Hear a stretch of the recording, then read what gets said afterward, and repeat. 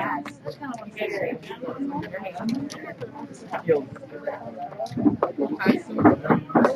like to call to order the regular meeting of the Mount Airy Unified School District Board of Education for Monday, February 26th.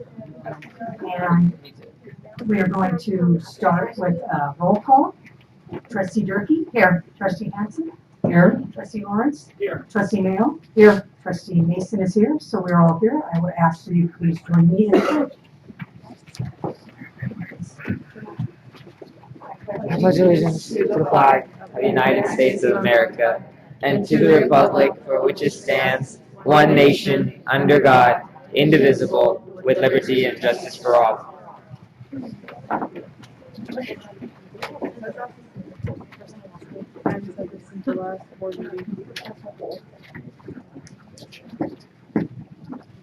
I have had occasion recently to go to a couple of the Board of Supervisors meetings, and at their meetings I've noticed that when they're going to recognize someone, instead of adjourning at the end, they announce at the beginning that they are holding that meeting in honor of someone.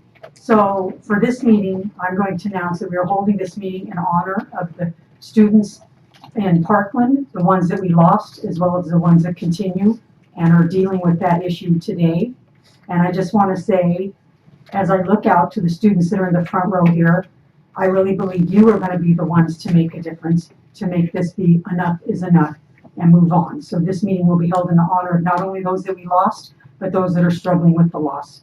So having said that, we will go on with our report out from closed session.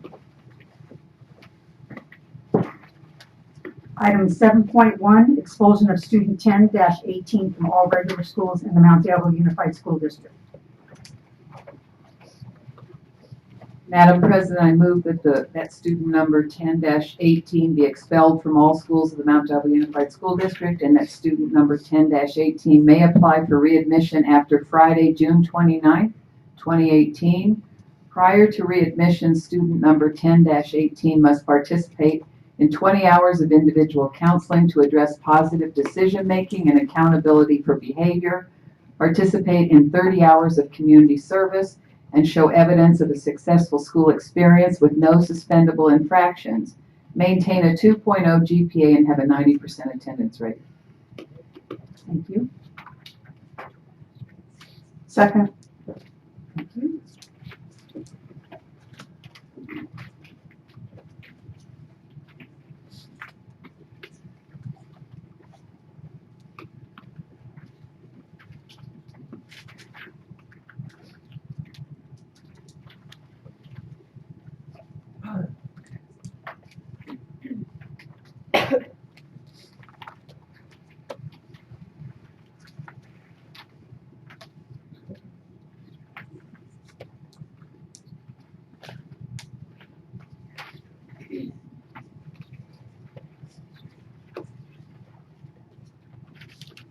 And that passes 5-0.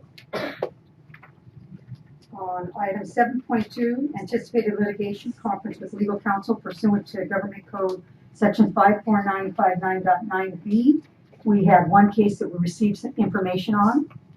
On 7.3, possible dismissal, release, or reassignment of public employee, Government Code Section 54957b1. There were only 2 cases that we received information on. And that concluded our closed session. It's now time for public comment. The public may address the board regarding any item within the jurisdiction of the Board of Education of the Mount Diablo Unified School District that is not on this agenda. These presentations are limited to 3 minutes each, or a total of 30 minutes for all speakers, or the 3-minute limit may be shortened. If there are multiple speakers on any one subject, the public comment period may be moved to the end of the meeting. Speakers are not allowed to yield their time. I always announce at this time that we run our meetings pursuant to the Brown Act, which means we can do one of 3 things during public comment. We can refer you to a staff member, we can put your item on a future agenda, or we can ask a clarifying question. Having said that, if we're not responding in the way you expected or wanted, no, that does not mean we're not listening. We're just following our rules. And it looks like we have been joined by, let me see if I got a name right here, from Horizons, right? No? Okay, we've got it. Want to introduce yourself? My name is Kimberly Gonzalez. Okay, and Kimberly, is from Crossroads, and she is our guest board member for the night, and you have all privileges other than voting, okay? So feel free to pipe in anytime you want. Okay, good evening, President Mason, board members. We're not quite ready for your report yet, but you'll be first to go when we are. Okay, our first public comment is for Jennifer Castillo. Okay, my name is Jennifer Castillo. I'm a member of the Gregory Gardens Elementary School community. My older son Sebastian is currently in Miss Rosa's kindergarten class, and I'm here today seeking the board's consideration to allow my younger son Silas Castillo early admittance into the 2018-2019 TK class. So Silas will celebrate his 5th birthday in January 2019, the 25th specifically, and misses the standard eligibility cutoff of December 2nd by 27 school days, counting the break in between. So it's my understanding that based on the current code, which states that a school district or charter school may, at the time during the school year, including the beginning of the school year, admit a child into the TK program who will have his or her 5th birthday after the December 2nd cutoff, but during the same school year with the approval of the parent, and if the governing board, you know the rest of the code. As I mentioned earlier, our older son Sebastian is currently in kindergarten at Gregory Gardens, and he did TK last year. And initially, we thought 2 years of kindergarten, you know, maybe he'll skip to 1st grade, but after he completed kindergarten and now our TK and he's currently in kindergarten, we are so glad he was able to do both years. And in speaking to other parents from his preschool classes who were not eligible for TK and went to pre-K, he's way more prepared. And so in knowing this information, we just want to do the same for our younger son, who was born later, obviously. This beginning of the year, Miss Rosa had fell and broke her arm, so she was absent for the half of the school year, so they had lots of substitutions, and it wasn't really homework and stuff like that, so we had to ask Miss Medeiros to give the other homework packets that Sebastian had been getting regularly last year to him this year, so it brings some consistency to the transition. And then Silas started doing them. And so we were like, oh, okay. And that was more reason to ask if he could go to TK early. So that's why I'm here. We want to provide Silas with the same opportunity that Sebastian received because we do see how much it did help. And so I'm hopeful the board would grant this request, but you know, we understand the current position, so I'm just here to petition for consideration. Thank you. And as I stated, we can't act on it tonight because it wasn't agenda. Right. So, but you will hear the 3 from, things. Okay, just here. Okay, you'll hear from someone. thank you. Did you have a question? Mr. I was just going to ask if the superintendent perhaps at our next board meeting could give a bit of an update on TK overall, because I think it's something that I fully, well, I'll stay within the project, but I think that it would be great to have an update. Thank you. Carla Mixon?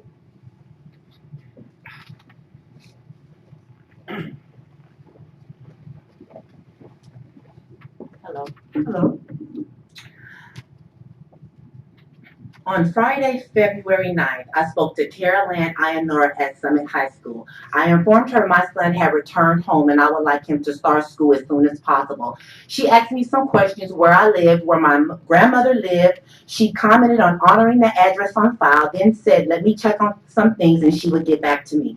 Soon after, I received an email saying she was informed by the district he needs to enroll back in school in Antioch. Based on the fact I reported Khalil is living with me physically in Antioch.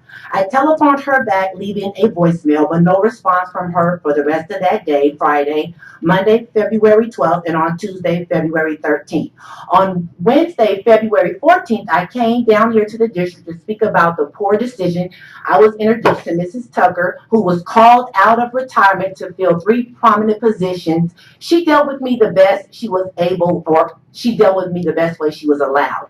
On Friday, February 16th, when she got back to me about this critical circumstance, she told me she was informed by a higher authority that my son would need to return back to Antioch. She told me that with no rationale. I said, okay, and we both hung up. My son is under critical circumstances to graduate. The decision that was made was inconsiderate. He's a senior with 4 months left. The decision was incompassionate. I told Miss Carolyn that my son had came back home. Not at all did she say, I'm glad to hear he's safe. The police could have said, come identify your son's body. The decision that was made was also biased. I had an affidavit established that was not acknowledged. No full-time official here has attempted to contact me, not even after me leaving messages. This is a governing body that deals with young lives. You all play a part in either making or breaking a child's milestone. You are all very comfortable in your positions and are sleeping. Matthew 13 verses 25 through 30 says, but while men slept, the enemy came and sowed terror among them and went his way. We all have witnessed many examples. Sandusky, the athletic coach at Penn State, no official spoke up. Sexual assault, harassment in Hollywood by powerful and influential people, they all knew what's happening, but someone had to speak up. USA Gymnastic Organization, the governing body, knew, and they turned a deaf ear to it. On February 14th, I'm here trying to express my case, and a school massacre is happening in Florida. It's governing bodies like this that handle situations like mine that provoke emotionally unstable children and families in doing abominable acts like the one that took place in Florida. I declare and decree in Jesus' name, by the same way I have been dealt with, you will be dealt with, either in your marriages, on your jobs, with your children, and in your social life. That's life. And you will remember the grace that was not extended to this child and plenty others, I'm sure. Thank you. George Fulmore.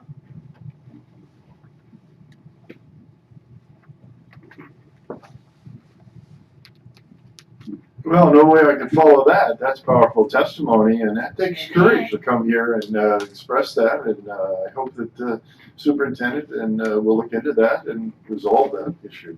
Thank you. But I am, in a related thing, I'm here, I'd like to talk about the shootings and such and school access. And as you know, I volunteer at a lot of different schools. I just went to a meeting previous to this at a high school, and multiple entrances. I don't know where the office is. I need to ask a question. I go up, ask a student, where's the office? They tell me. So I go to the office, find out where I'm going for my meeting. Nobody approaches me. There's just no nothing. So my wife recently was at a school in West County. I can't tell you which one, but she said, man, I got to push a button. I got to say who I am, why I'm there. The gate opens. I don't know how you get away from it. I just think you have to have a plan. Say it's a 2-year plan, 3-year plan. You just got to tighten up these schools. There's too many access points. They all have them. And the future is you got to go through the front door, and you got to be somebody that, is supposed to be there. And that's going to require hardware. That's gates, cameras, buttons, probably personnel, somebody assigned to that darn gate. And then you got to know exactly where the office is, because that's your next step, right? You got to sign in, so you know who came, and you got to sign out. I just think you got to do it, and it starts with a plan, and then you start with implementation. Maybe 2 years, maybe 3 years, but I think there's a lot of fences that have to be put up, a lot of gates, a lot of buttons, a lot of cameras. It's the way the world works nowadays. And yeah, we haven't had a big one in Northern California, but all those schools, you're not going to stop it at these schools. The access is just way too easy, and I think unfortunate things going to happen. I think eventually, I hope not, but it seems to me that nobody should get into a school without properly identifying themselves and going through some security. Thank you. All right, that takes us to recognitions and resolutions. 9.1, Resolution 1718-35, Women's History Month.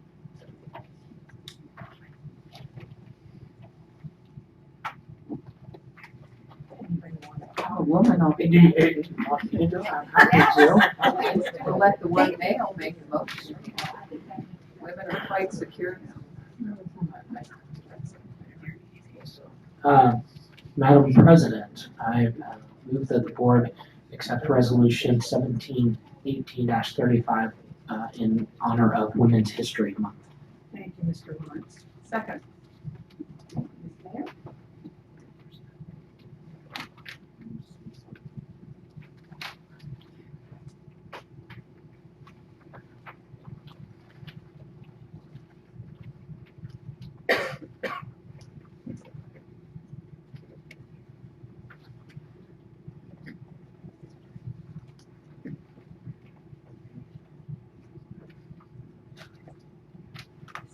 Passes 500. Thank you. And now we have another resolution, 1718-36, Arts Education Month. Madam President, I move the board approve the resolution for Arts Education Month, which designates March as that month. Second.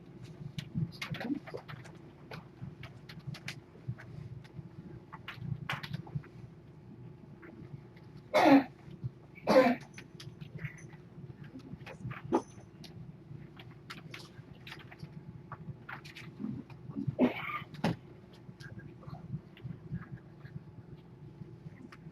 that passes 500. Yeah.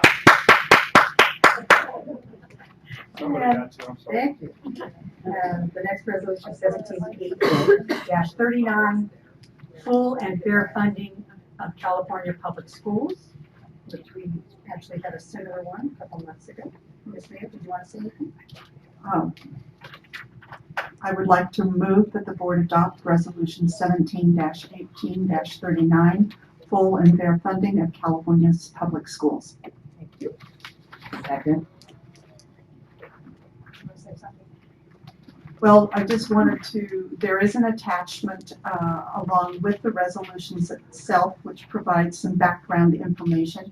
I'm bringing forward this resolution because I hear more and more in the community and in the newspapers that California is now fully funded as far as education is concerned, and the public doesn't understand that we are now being funded to the 2008-2009 funding level.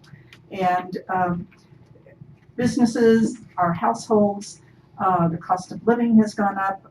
We have many more expenses, and it is very difficult to operate schools on a budget that's that many years old.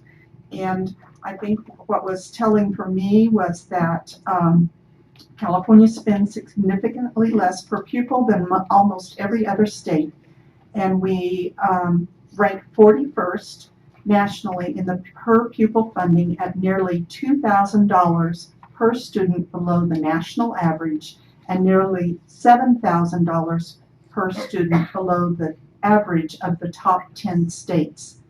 And people ask, well, you know, I even heard this last week, the schools were great when I went to school in the 50s and 60s. What's happened? In 1969 to 1970, California's per pupil funding exceeded the national average by $400, or in today's dollars, that would mean that we would have $2,567 more per student. So our student funding has actually decreased, and I'm hoping that all of you will look at the resolution, speak with your policymakers, speak to your friends and family members in other parts of California, and ask them to contact their elected representatives so that we can inform our legislators that California students deserve more funding, and our public schools deserve it as well. Thank you. Thank you, Ms. Mayo, for bringing this forward. I think there was a letter recently, it just made my blood boil, in the letters to the editor. And it's really simple math. You know, if you spend less per student than most of the other states in the country, and are expected to have, the same kind of outcomes or even better outcomes as California was known for its public schools back in the day. It doesn't make sense. It's really very simple. And, this concept that we're fully funded is, very much misleading. So I think I'm going to try to become more proactive in responding to some of those letters, because it's, you get what you pay for. If you don't put the money in, you're not, I think we do fabulously well. Mount Diablo in particular does really, really well with our outcomes. But we are grossly underfunded. Imagine what we could accomplish if we were funded like some of the other states in the country. So it's not a complicated message. It's not complicated math. It's pretty simple. And I think we all need to be very proactive in responding and not just be, having tomatoes thrown at us, criticizing the outcomes and what's wrong with our public schools, et cetera. So thank you for this. I wanted to add something that I had gone to our Catherine Baker, Assemblywoman Baker, and State Senator Steve Glazier are holding forums on educational finance. And if you've never gone to one, they're actually quite interesting. I went to one in Lafayette where they were presenting the budget and educational funding. And it's not, there's two other impacts that are coming that I found pretty startling. Two I knew about, which is Proposition 98 and Proposition 13. But the thing I didn't realize that they were showing through a financial expert they brought from the Legislative Analyst's Office is that in California, and if you don't know what Proposition 13 is, many of us don't live under Proposition 13 because we bought a home, within the last 30 years or so. People in California pay significantly. Large numbers of people do not pay the same property taxes on their homes. And school funding comes from income tax, personal income tax, and property tax. California is the single state in the United States that gets almost nothing from property taxes. According to the statistics they're showing, about 70% of our funding is coming from personal income tax because so many people are exempted from property taxes. This is the dynamics of what they were showing. And of that personal income tax, they said 70,000 people are responsible for about 60% of that personal income tax. So there's this very small number of people contributing personal income tax. And because our property tax with Prop 13 has allowed many businesses and homeowners not to pay the same taxes. If you sell and buy a new home, you'll go back out under higher property taxes. California education has had to exist off of smaller pots of money than other states, which can turn to those property taxes. I found that pretty eye-opening. So what there is a whole discussion, and our legislators are looking at Prop 13 and how they can equalize that better to restore some of California's educational funding, because we're dependent so much on 70,000 people paying personal income tax. And Prop 98 is the other one that's always under discussion, which held that California schools get a certain amount of funding from the state. We have a guaranteed funding pot, but what they're still trying to clarify is the law only said, here's where the floor is, not where the ceiling is. So under Prop 98, schools have not been funded to the maximum of what they could be funded for with education. So that's why we're still constantly kind of fighting. We have a funding pot that isn't the equivalent of many other states, and you can only rely on personal income tax to a certain extent before you kind of tap those people out. So it's a dilemma in California I found quite interesting, and our legislators are trying to tackle that all the time, but they found that these other propositions, such as 13, have a major impact on where that pot of money is going to expand. So we talk about full and fair funding, but we've got other legislation that kind of works against that as well. But we have to keep the voice up and keep talking. It's just logistically pretty challenging with these laws. But I thank you and thank CSBA actually for putting this together, and they're our advocacy group as school board members, and we appreciate that.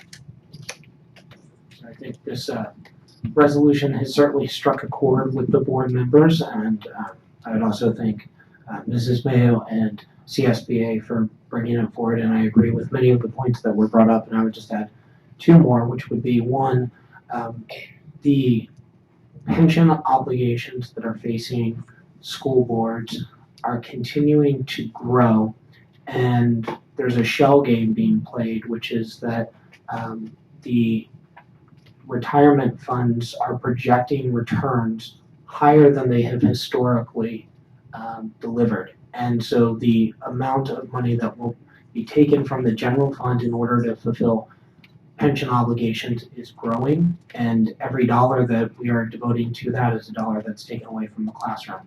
And Governor Brown has made efforts there, but that has not fully been addressed. And second is when you look at a golden age of California in terms of companies like Intel and Apple and HP being founded, it was during a period where California was a leader in education, where California invested in education, recognizing that companies wanted to start companies with a highly educated workforce, and we are moving further away from that when we look at us being in the 40s.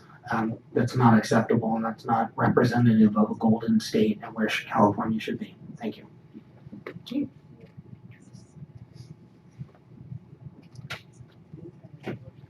Yes, we do.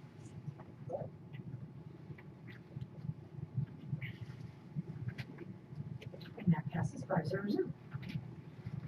Okay, now Kimberly, you're on. Good evening, President Mason, board members, Superintendent Dr. Meyer, members of Superintendent Council, and member of the audience. My name is Kimberly Gonzalez. I am a student representative from Crossroads High School. On January 29th, we had a self-study visit from WASP. They loved our school, and now we are officially accredited. On Saturday, Project Peace came by our school and decorated our campus. They built a playhouse for our babies to play in at lunch. Next month, we will have our school open house and parent conference night on the 15th of March. Cooking Matters comes to our school on Fridays to teach us how to cook nutritious meals for our families. On Valentine's Day, we did a bake sale plus salad bar to raise money for the American Heart Association. We donated $50 to the foundation. This month, we are starting Healthy Snack Thursday. Leadership will provide snacks for all students. In May, we will celebrate Mother's Day with a kiddie carnival. Also in May, we will have a luncheon to celebrate our wonderful staff members who care for and love for our babies. Crossroads is an amazing supportive place to learn and raise our babies. Please come see us sometimes. We would love to have you. Thank you.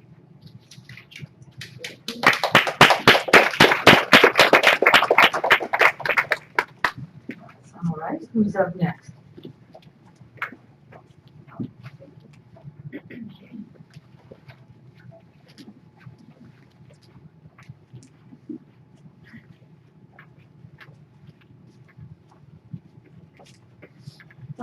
Good evening, President Mason, board members, Superintendent Dr. Meyer, members of Superintendent Council, and members of the audience. My name is Annalise Corona, and I'm the student representative from Gateway High School. The independent study program is going well.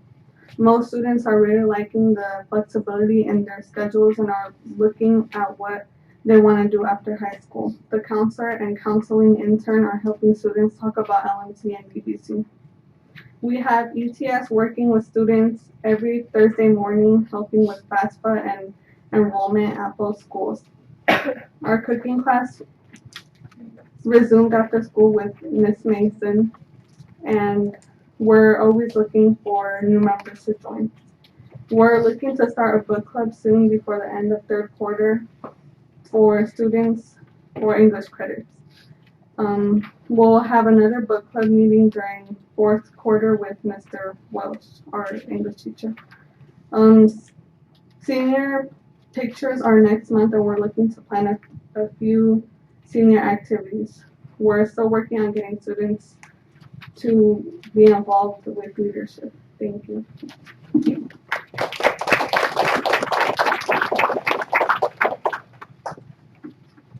Good evening, President Mason, board members, Superintendent Dr. Meyer, members of Superintendent's Council, and members of the audience.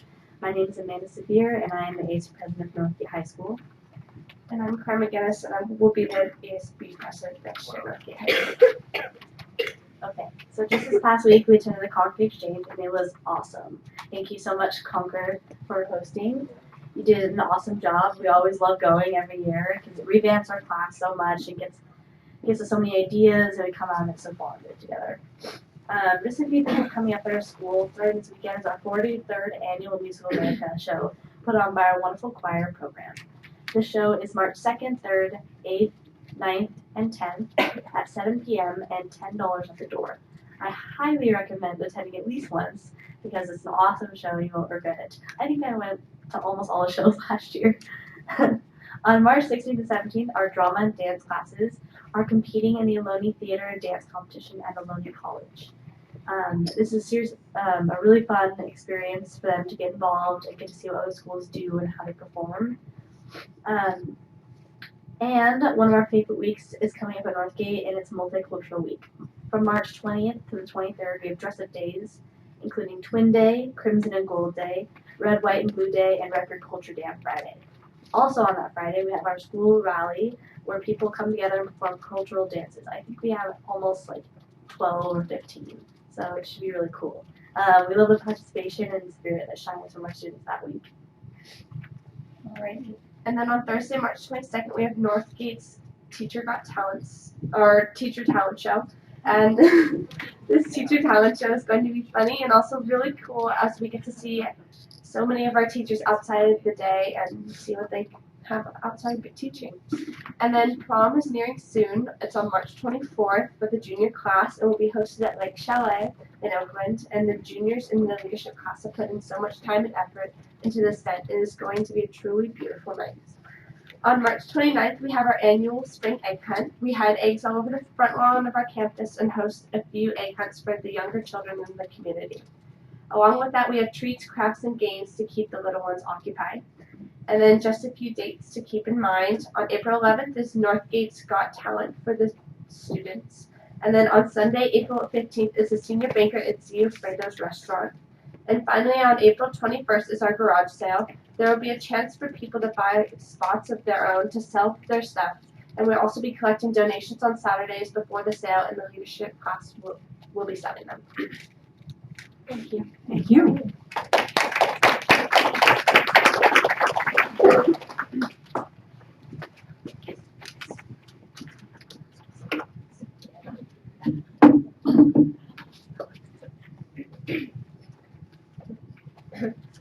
Good evening, President Mason, board members, Superintendent Dr. Meyer, members of the Superintendent's Council, and members of the audience.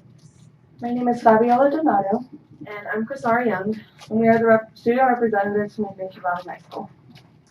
So for the ASB fundraisers, we are putting on the world's finest chocolate from March 12th to the 23rd, which is my dad's birthday. What else do we have? We also have a roundtable fundraiser going on this Thursday, and it'd be amazing if you guys show up. So I have flyers right here. Didn't know if you guys wanted them. Basically, gotta do what you gotta do. But so I have flyers here, and you just take it to the roundtable by Ignacio Valley High, and 50% of it goes to our ASB class. And then also we're having a Wingstop fundraiser April 18th. And then for the seniors, we're just selling class studies. So the juniors are currently about to have a garage sale. It was planned for March 3rd, but due to the rain, we might have to move it to the 17th. Sophomores are just finishing up selling their crew necks for their classes, and freshmen are designing their shirts and soon to be selling. Oh. So just recently, we had our Leadership Development Day, or LDD. It was a success, and we had a great time with all of the middle schooler participants. We also had 8th grade day for Link Crew. It was pretty hard to set up everything because we had a poster that we made and it was way too big. So we ended up taping it to our bleachers. And so the 8th graders enjoyed the day. They had fun learning about YB and seeing the school that they might attend. So yeah, it was a pretty cool day. So we also attended the Concord High Exchange. Thanks, Concord, for the invitation. It was awesome.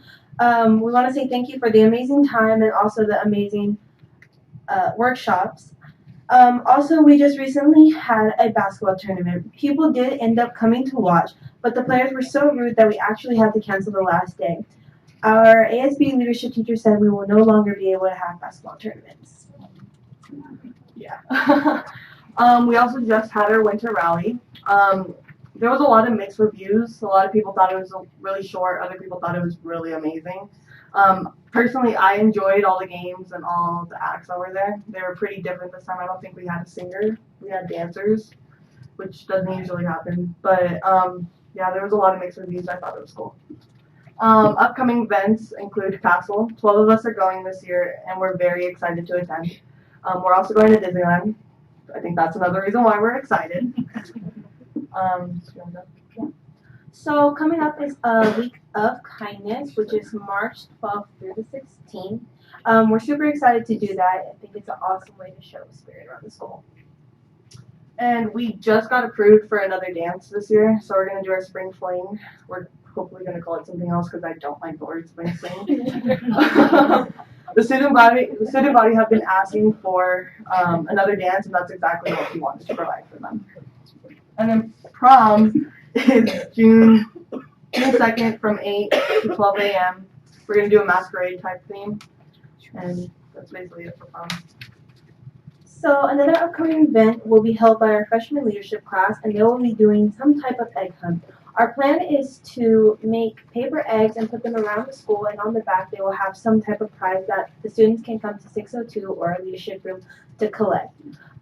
Details are still coming, but hopefully we'll figure it out soon. And now on to sports.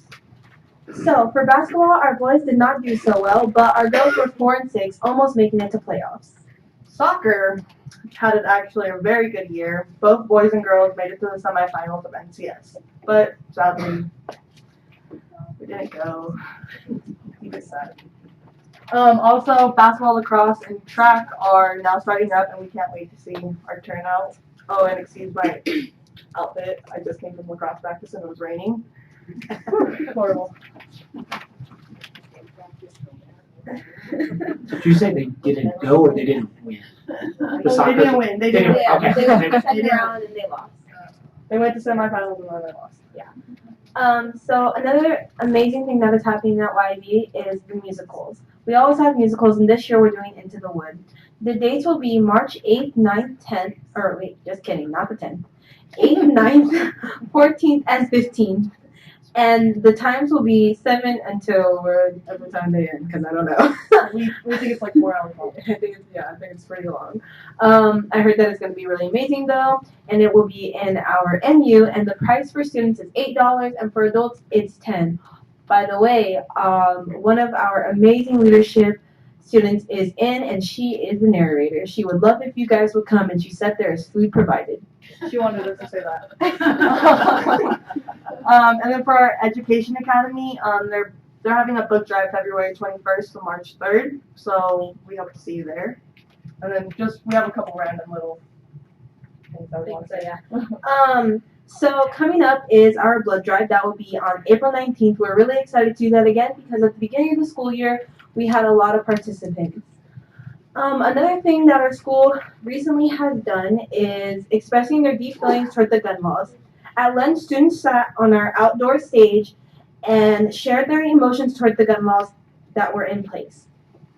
We hope to again feel comfortable and ensure that events like this, the recent one, cannot happen and will not happen again. And like you said earlier, we are the future, and we can and we will make sure that stuff like this cannot happen again. Thank you. Thank you.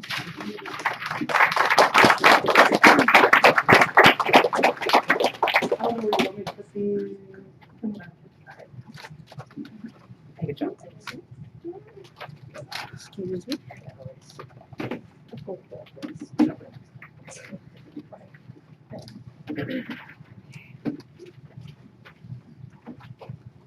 Good evening, President Mason, members of the board, Superintendent Meyer, Superintendent's Council, and members of the audience. My name is Asim Yaya, and I am the ASB president from Concord High School.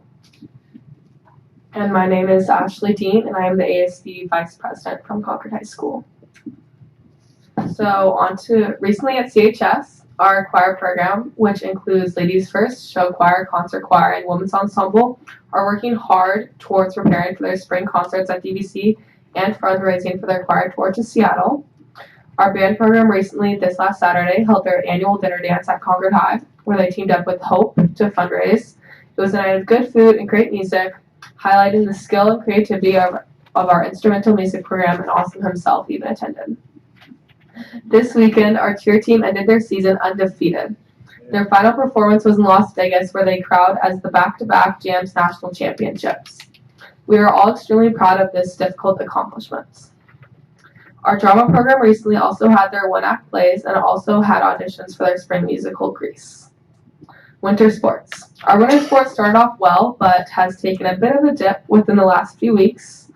Our boys basketball squad ended the season 5-5 in league, barely missing the playoffs with a 90-58 loss against Northgate. Our girls basketball team concluded the season with a 0-10 league record, losing in their final game to Acalanes with a score of 53-28. Considering our girls varsity basketball team made the state tournament last year, expectations were high, however the competition was too tough. Our boys soccer went 3-6-1 in league, but were eliminated in the first round of NCS by Santa Rosa in a tough 3-2 loss. Girls soccer ended at 2-6-2 with a 1-1 tie against Brain Christian in the first game.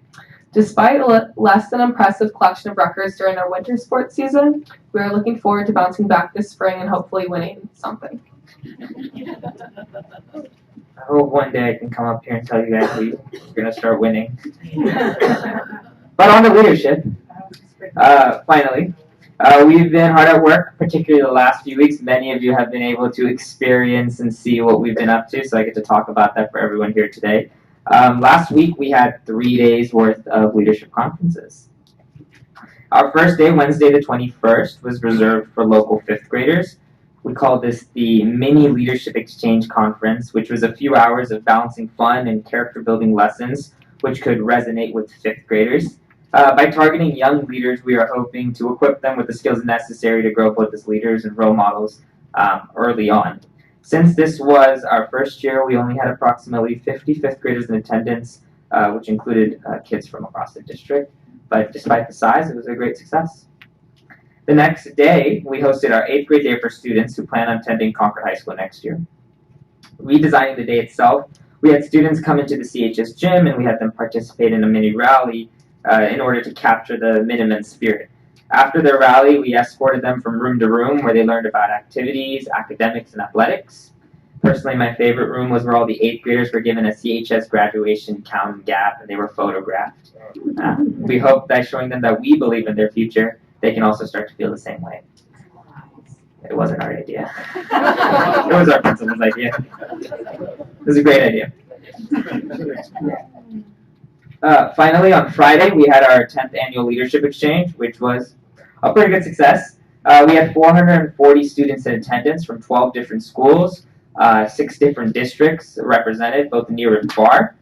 Since this was our largest exchange yet, it was also our loudest, a fact some of you can attest to. This event was an amazing clash of spirit, collaboration, and creativity.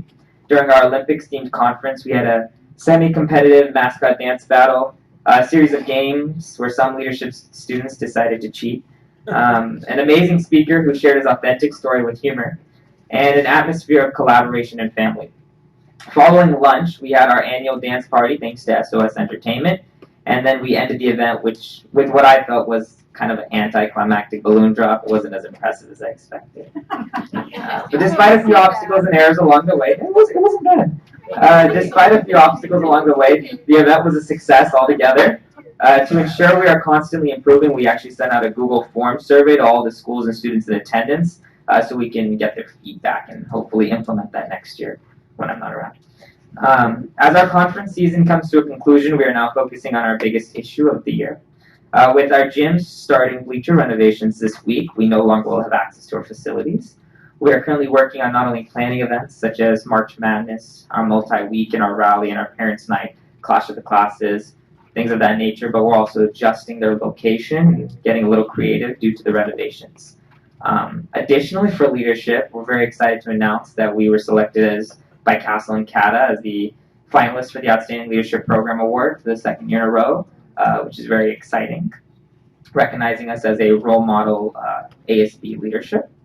And before I finish, I just want to take a moment to thank you guys for those of you who attended one or more of our conferences this week. It was nice to see some familiar faces supporting Concord. Thank you, and go Minutemen. Thank you.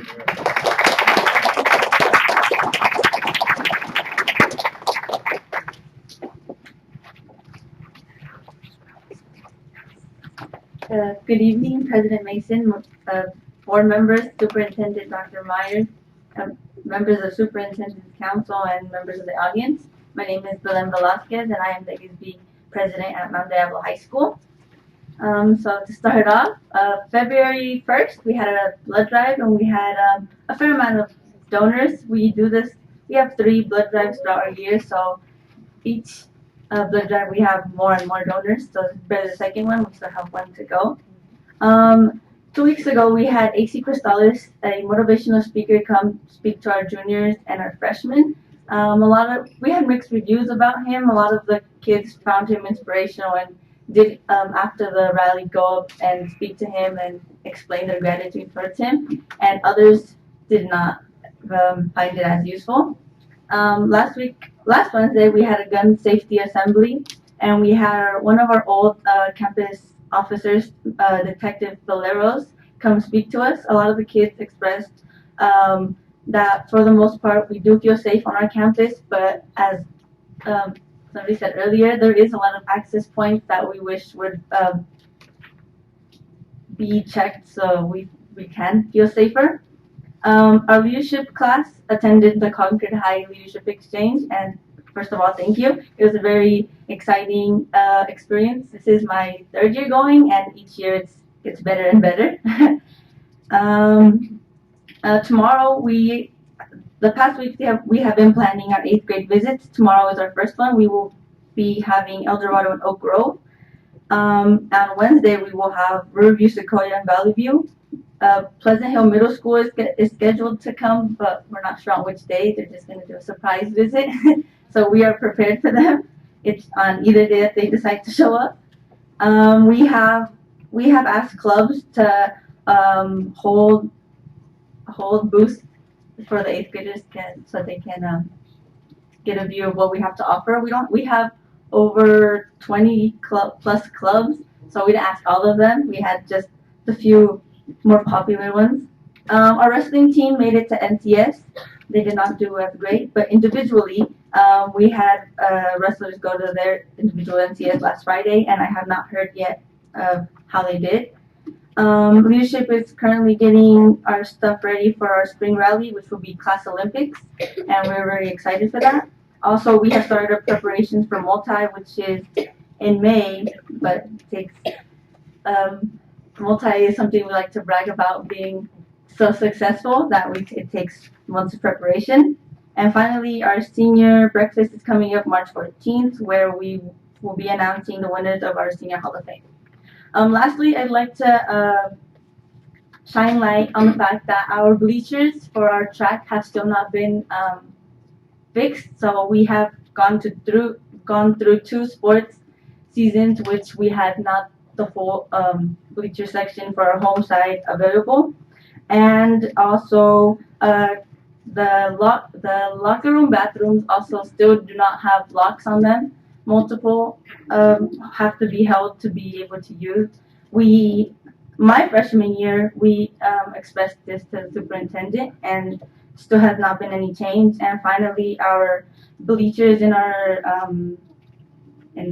gym still need renovations. So thank you.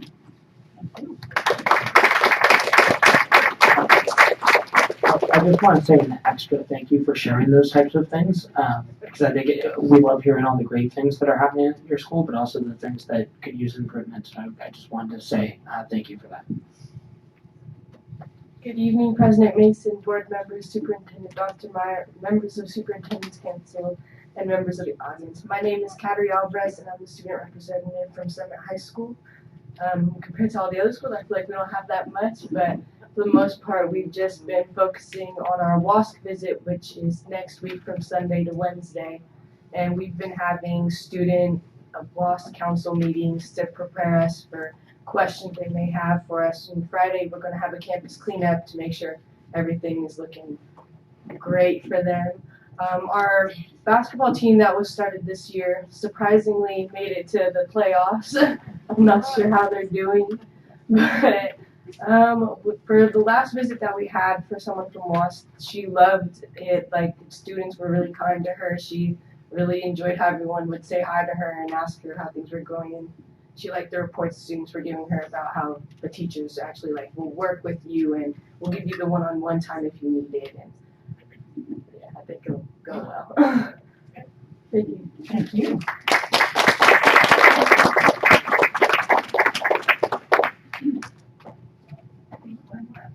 Hi. Good evening, everyone. I was told to come here. I didn't know that there was a meeting beforehand.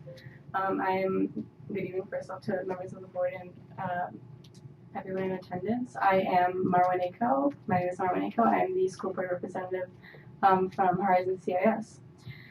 So recently, Horizon CIS has received a Career Technical Education or CTE grant to fund our new Introduction to Medicine and Medical Terminology class beginning next school year.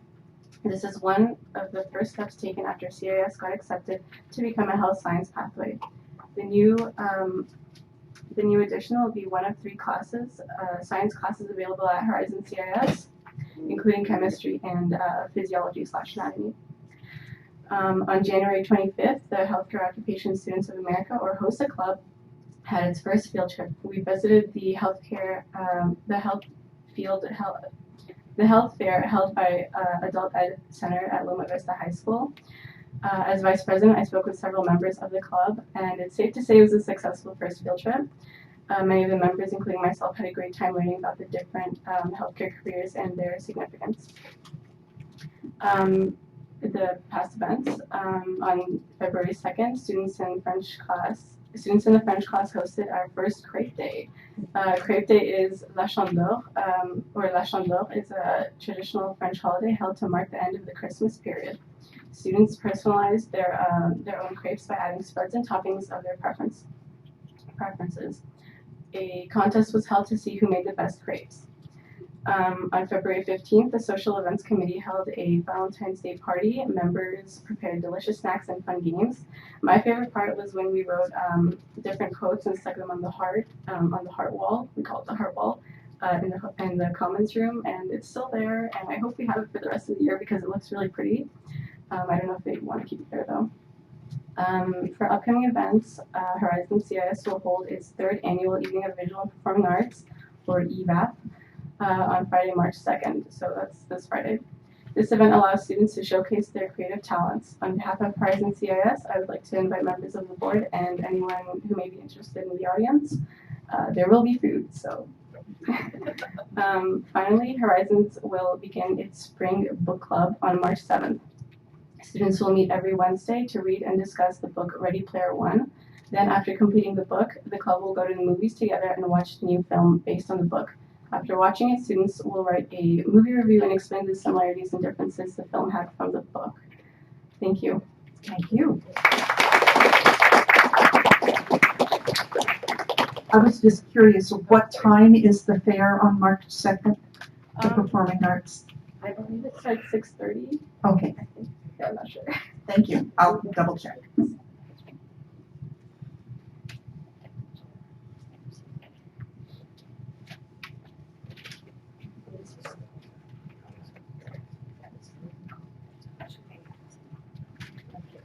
So now we're on board member reports, and we'll start with Mr. Lawrence.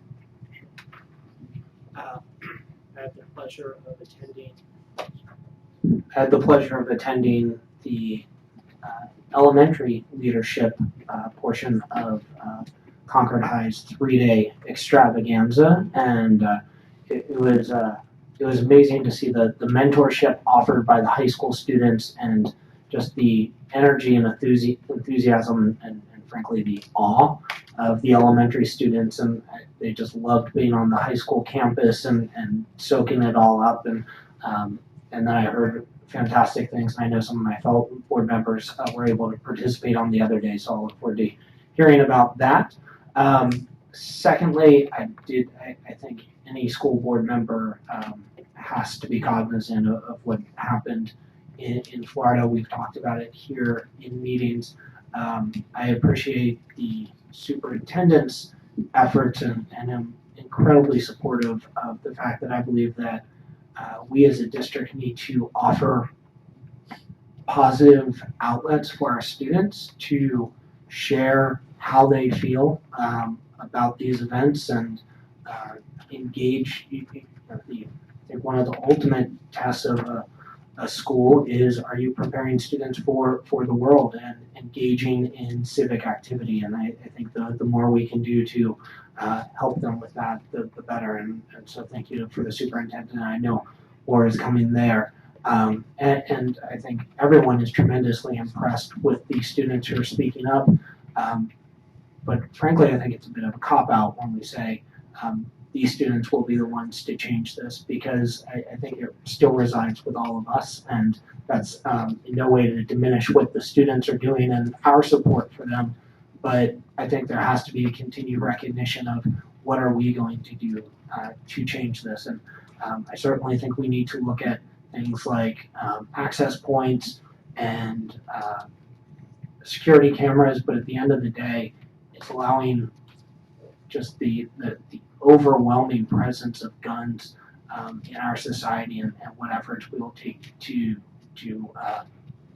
in a thoughtful manner work to limit that. And then the third thing that I wanted to mention is that I'm going to be doing a event with Walnut Creek City Councilman Kevin Wilk, where we're going to hold a joint office hours at the Safeway in the Orchards, which is on the Ignacio Valley and Oak Grove Road on Wednesday, March 7th from 6 to 7 p.m. They have a coffee area that he and I will be there and talking to any interested community members about areas of interest such as schools, school safety, facilities, or anything else that they might like to discuss.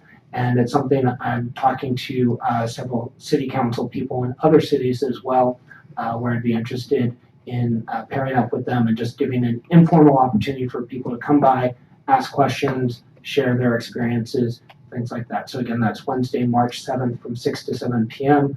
Myself and Councilman Wilk at the Safeway on Ignacio and Oak Grove Road in Walnut Creek. Thank you. Thank you. Thank you very much. I did have the opportunity to attend one of the Assembly Member Baker and Senator Glazer's town hall meeting. I was at the question and answer period for the one that was held on Thursday, February 22nd. I almost said September 22nd.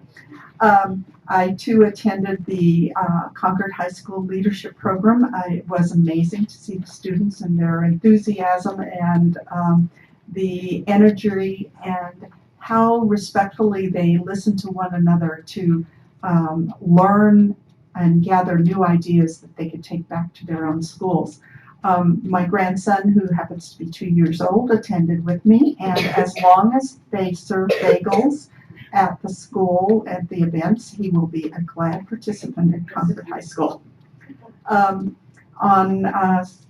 February 24th, I attended the STEM fair at Valley View Middle School, and as always, it's for computer using educators. And this is the third or fourth year that Shauna Hawes has organized this at Valley View Middle School.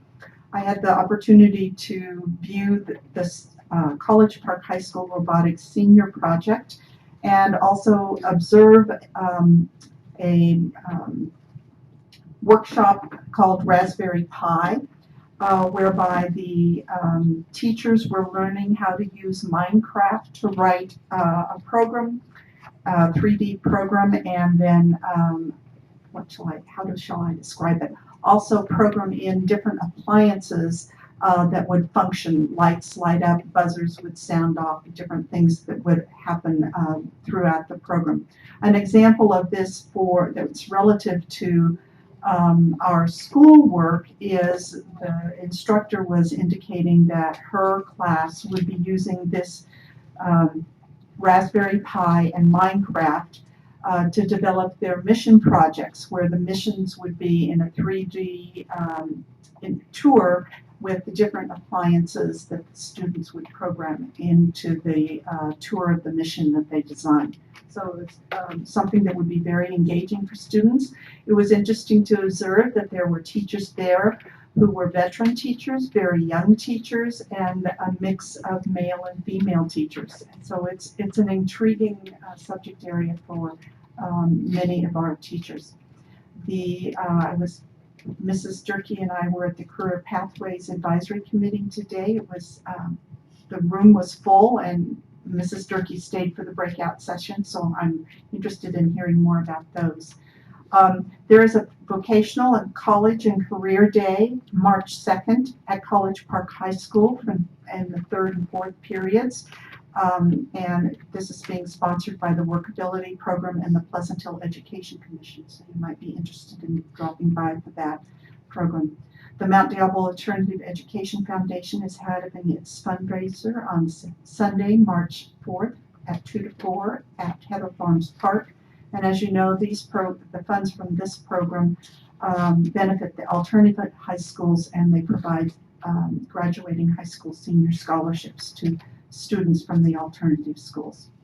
And I think it deserves promoting one more time. The District K-5 STEM Showcase is Saturday, March 10th, 9 to 11 at Willow Creek Center. So that's always a fun event. Thank you. Thank you. Trustee Hanson? I'm sure this is going to be in Dr. Meyer's report. I don't know, but I'm just going to cover it anyway. Olympic High School. I was really happy to participate. They were under consideration to be a model continuation high school, and I did spend some years teaching Olympic, and as most board members know, it's near and dear to my heart. And they did get recognized as a model continuation high school. And truly, what has happened there really is a transformation. I couldn't be happier for the staff and the students. A lot of work went into this. There's such a positive spirit there and such a feeling of community. And being a model, I don't know if that's in your report, but they're coming. But, they're coming up next. Oh, I missed that. Anyway, I just wanted to acknowledge I was happy to sit in on one of the interviews and help showcase the spirit that's at that school. So that's not to be taken lightly, to be a model continuation school, because that means that other schools from throughout the state may come and visit and see what's going on in our own Olympic High. And it's going to be an excellent opportunity to showcase our talent and to have others learn from what we're doing. So congratulations to them. And also I got some really positive feedback from Concord High folks on, and this is from facilities, and it's on their new field. People are just saying how incredibly beautiful it is at Concord High. We put the money toward actually finally finishing up their football field. They were the last of our high schools not to have the artificial turf, and they have, if you've never been out to the Concord High field, they're overrun by ground squirrels that are building condominiums, I think, at this point, high-rise hotels, I don't know. But it's going to be a massive improvement in the community, and the staff and the kids were so pleased at the condition of getting this new field, and they feel so recognized and honored. So I'm thrilled and thank facilities for moving that along, and Measure C's work in monitoring that, making sure it's done well. And now we're going to expand it out. I know we're working on it with softball and baseball fields. So they're really under assault there with the ground squirrels. So people appreciate it tremendously, and I just wanted to acknowledge that. And then just to build a little off what Mr. Lawrence was talking about with the school shootings, this is a time when I say thank you that we've added 60 counselors over the last few years, and we have that kind of student support, and it's examples like this where I think you can't do enough to help support kids. So I'm very proud of our district efforts to put counselors back in our schools and give students caring adults to talk to. So that's it. Thank you. Trustee Durkee? Thank you. So, yeah, I attended Friday.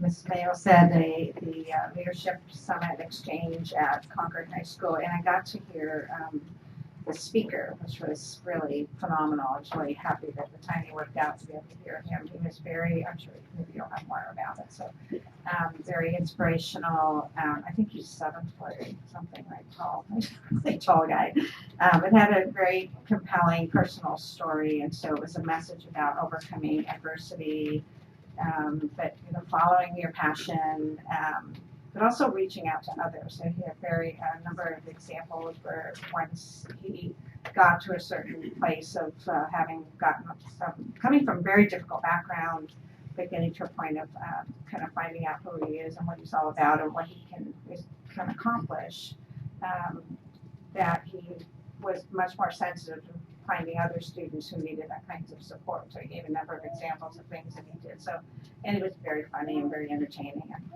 a little crude at times. So that was always fun for the kids.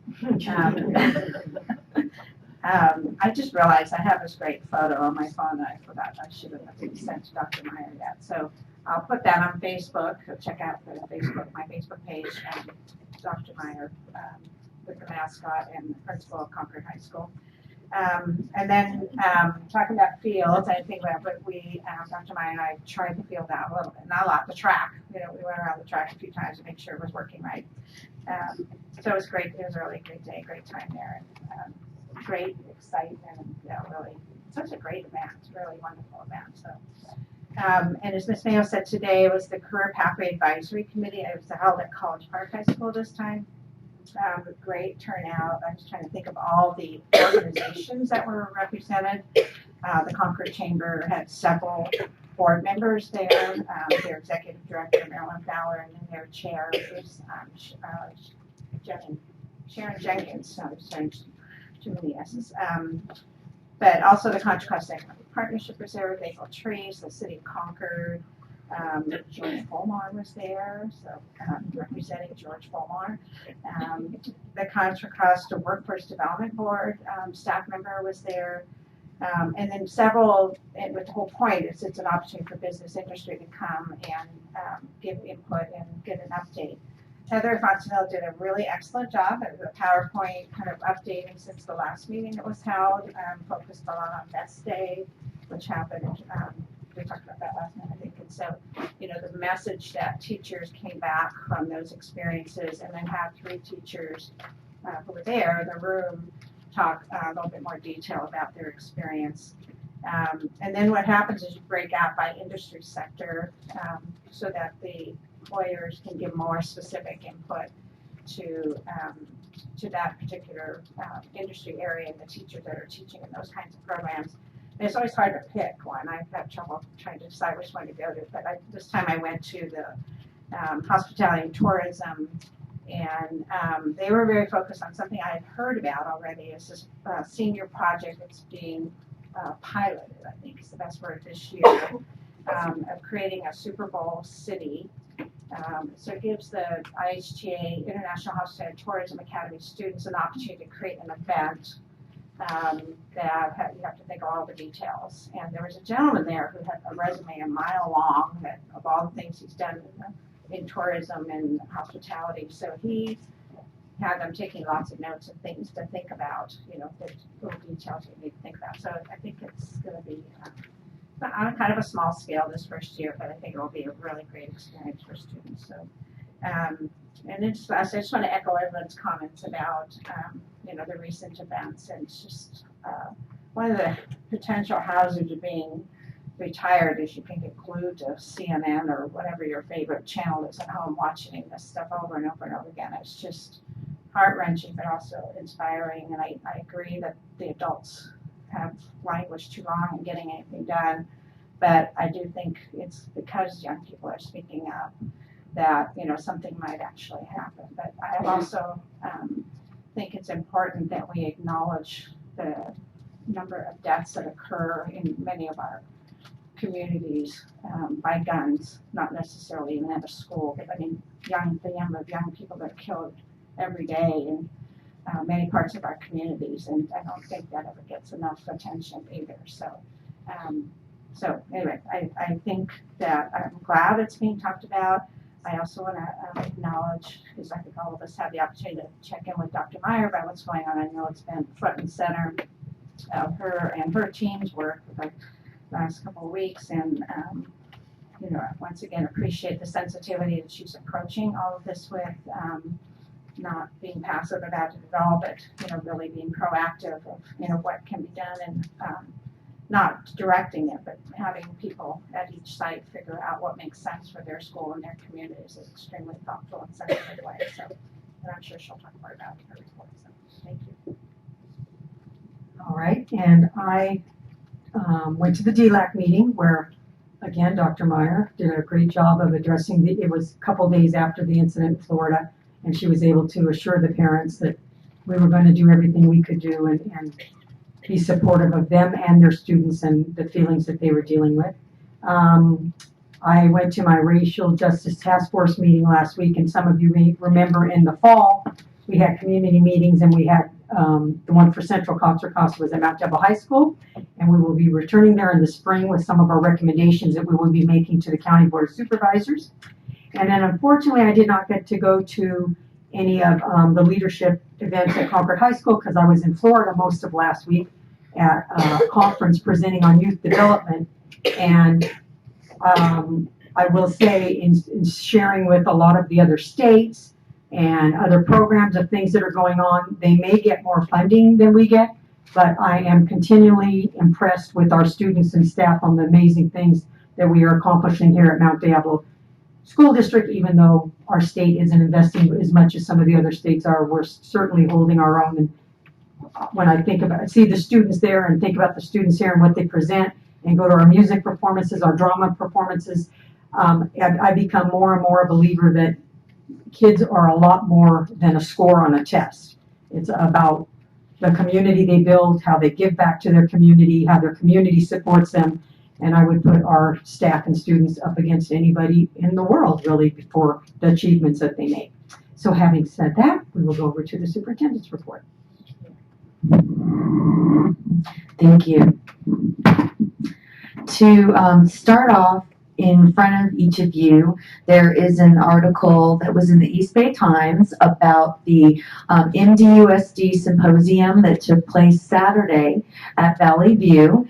And it's a great article that interviews Shauna Hawes and speaks to how we had 500 participants. It was record-breaking, and Palo Alto, San Jose, and everywhere in between. So with a big presence from our particular district, both presenting and attending, as well as board members. So wonderful to see recognition, and well-deserved recognition for Shauna and the rest of our teachers. To also start out, wanted to share something that we approve nearly monthly on our board agendas includes Soul Shop. And sometimes we think, what is that? And it is yet another proactive way that we talk to students about how to treat each other, how to listen to each other, and how to be safe.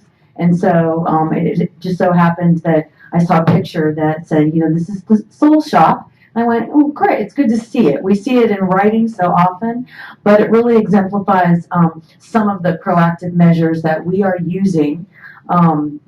Wanted to share that, as I'll go to the middle, as was mentioned, safety is a topic that we always look at, but since the 14th, it's something that we have looked at much more closely to really think about how we're going to talk about the topic, how we are going to provide outlets and places for students to have civic discourse, as was mentioned. Wanted to share one of the things that we are doing is we are planning to continue to go out to talk to students. Many of the students that you heard tonight, we want to ask our ASB classes, what are some things that you think would make a difference? What are some things that you think we should listen to and talk about? Particularly around March 14th, which we know has been designated as a school a school day of walking out of the classroom, hopefully not off campus, and for 17 minutes recognizing 17 students who were shot on February 14th. We're also talking to staff, and we're also talking to community. So we are putting together information right now that we can share. And as Ms. Durkee mentioned, schools design things that are tailored to them, but it's a real balance.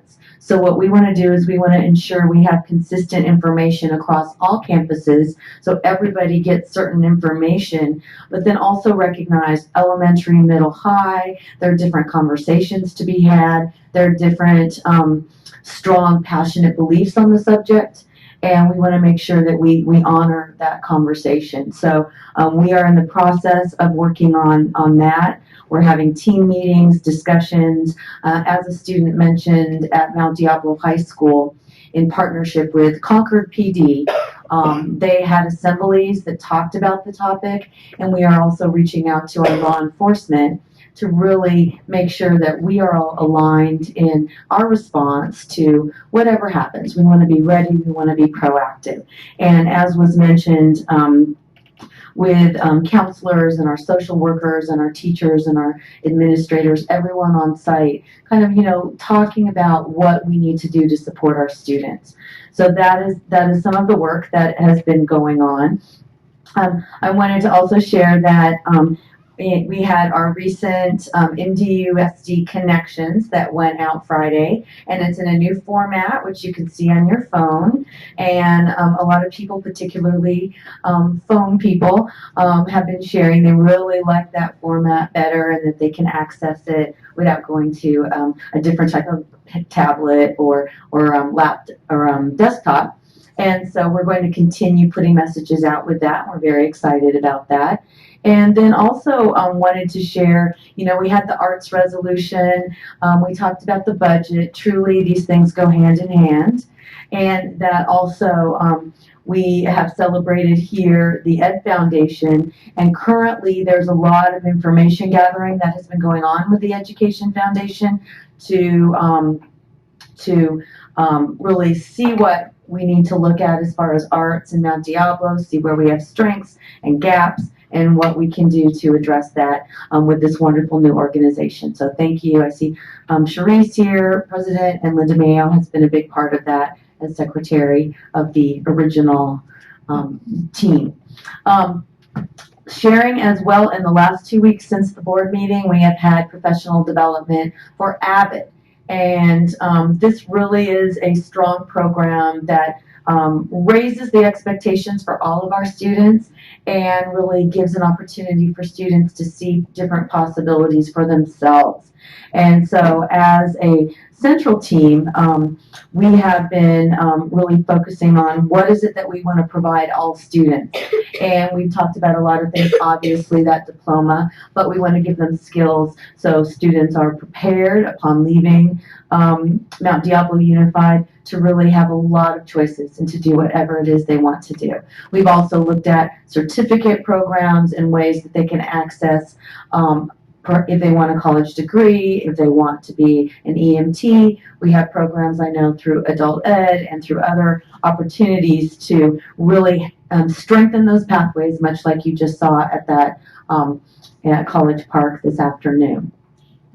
Wanted to also share, we had our district English Learner Committee, and the top picture just kind of shows how much fun everyone seems to have, and it also shows that Mr. Fillmore attends everything, but it really has been a wonderful group. They fill up Willow Creek, and a lot of good conversation. As was mentioned, there was a lot of concern about, are our schools safe? What are we going to do? And what kind of information will we provide? And a big conversation around parenting and how that relates to this issue. And so really a wonderful evening discussing some of the ways we can support our communities.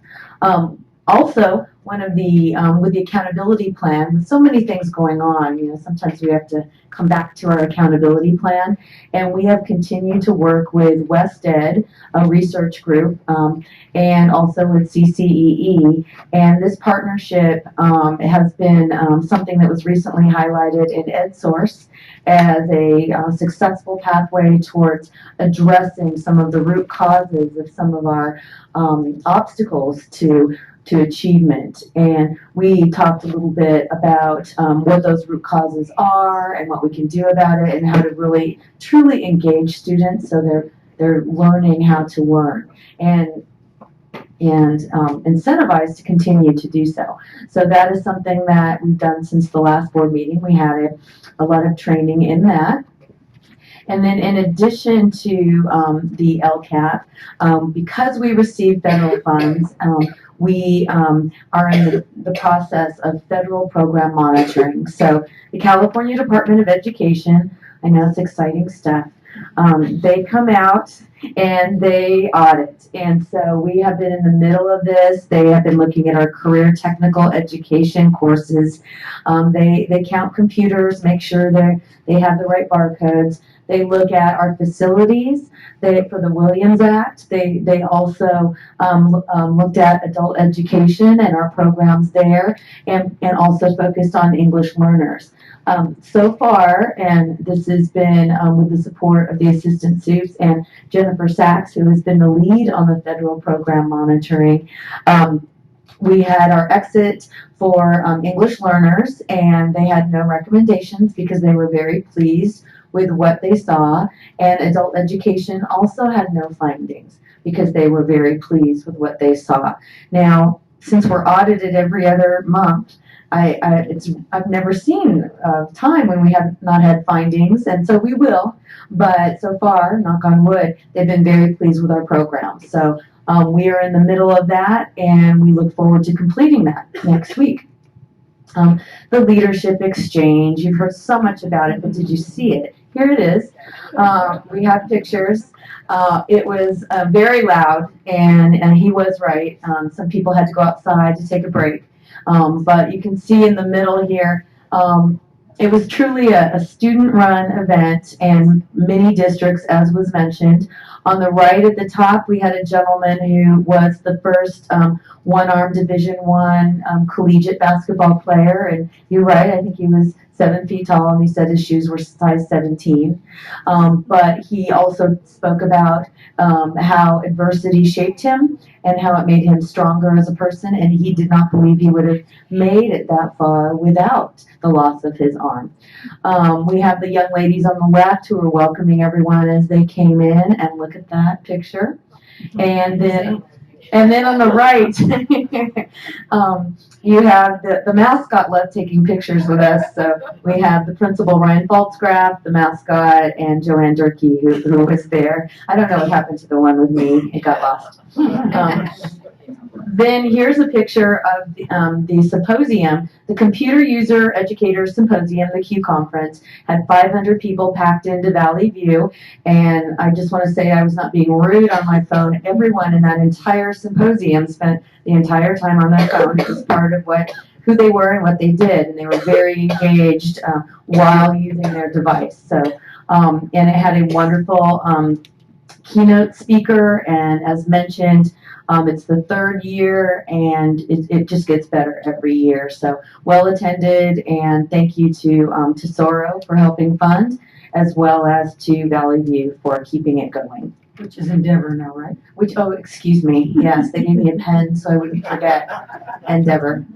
So yes, very wonderful. And also, as mentioned, Concord High Music. I found an old picture of Gary. He did not wear shorts at the event. Mr. Courtney here, director. And it was a wonderful, wonderful evening. We had mariachis. There were videos of the mariachis that were there. But truly a community that comes together for the arts. And it's the staff, it's the community, and it's the combination of the two. And Hope also was well represented, and they had a lot of silent auctions and things, raising money for our homeless and homeless programs. And then, as kind of mentioned, these are scenes from school, Soul Shop on the left. For students, we also have positive behavior intervention and supports, which is something that is proactive and keeps students safe. And then I didn't get the photo, but I thought everyone should see the Northgate Bronco. These mascots at this leadership event had a basketball dunk-off. And if you've never seen mascots dunking basketballs, I highly recommend you go on MDUSD Twitter and look. It is worth it. It's worth signing up, everything. But I don't know who's in that one, but very friendly Concord mascot. And here in the upper right, the mascot was there for Northgate's open house night, and they have an event where people can go around and see course offerings to help them choose for the next year. And with that, I just want to end with saying I very much appreciate the conversation that you all had about the budget. It is an uneven system, most definitely, even within California. And so as we look and speak about this collectively, there's a stronger voice as we look at this together. But a couple of other points on that budget, you know, some districts, if they have higher concentration of poverty, get a considerably larger pot of money. And then there are districts, if they have a high rate of tax on their home, I'll pick on someone, Tiburon, is that a... Okay, I'm not from this area, but they have basic aid. So they have up to double sometimes per pupil amount of money on both sides. And so those of us who represent the demographics of California, we're caught in the middle. And so they need to look at this differently. So I appreciate the conversation. Thank you. Thank you. Okay, and that takes us to our consent agenda. Items listed under the consent agenda are considered routine and will be approved or adopted by a single motion. There will be no separate discussion of these items. However, any item may be removed from the consent agenda upon the request of any member of the board and acted upon separately. Are there any requests to pull anything from the consent agenda? Madam President, I would like to pull 1319 and request that we consider that after the Measure C report. Okay.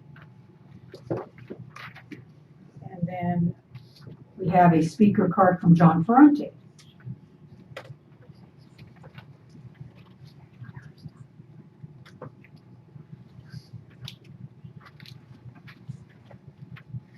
Good evening. Good evening. I have a couple of issues with this one item. A couple of years back, the board made a decision that no item would be on the consent agenda in excess of, I believe, $25,000. This is a little over $25,000. So the question is, why is this on the consent agenda? It should not be. You're going against your own rules. That's number one. The other thing I have a problem with is, and I quote, rates also include cell phone, usage rates, laptop/PC for staff, PM truck, and mileage. So cell phone usage, I understand paying for that. Mileage, I understand paying for that. Measure C has no business paying a company for trucks, or cell phones, or laptops, or desktops. They need to supply their own equipment. We are not in the business of supplying contractors. That needs to be removed from the contract. That's just not acceptable. Reimbursables at cost plus 12%. I believe 10% is considered usury. This is outrageous. I could understand 10%, but cost plus 12%? That's a little bit on the high side. We went through this under Measure A with a consulting firm, and Measure A ended up losing a little over 13% of 90 some odd million dollars for their consulting fees. That is a bit much. I don't want to return to that. That number needs to be reduced. If these guys are not willing to reduce the number, then perhaps we need to find somebody else. but I really cannot support buying laptops or trucks or tower equipment for a company that's in business to make a profit. They need to supply themselves. Thank you. Thank you. Is there a timeliness associated with this, Dr. Meyer? They are helping to manage projects that we would like to approve. So yes. So we can't pull it till the next agenda as far as getting more information? Well, if we're We gonna can move it, always we do can that. it. Yeah, we can. move it later. We can. Thank you. I'd second the motion.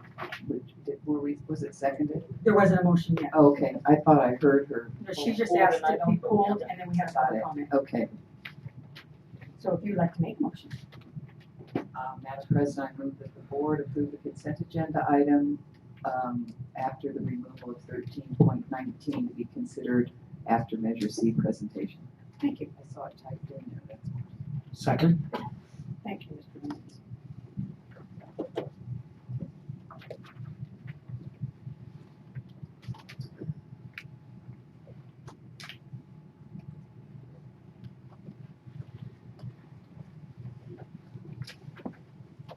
And that passes 5-0.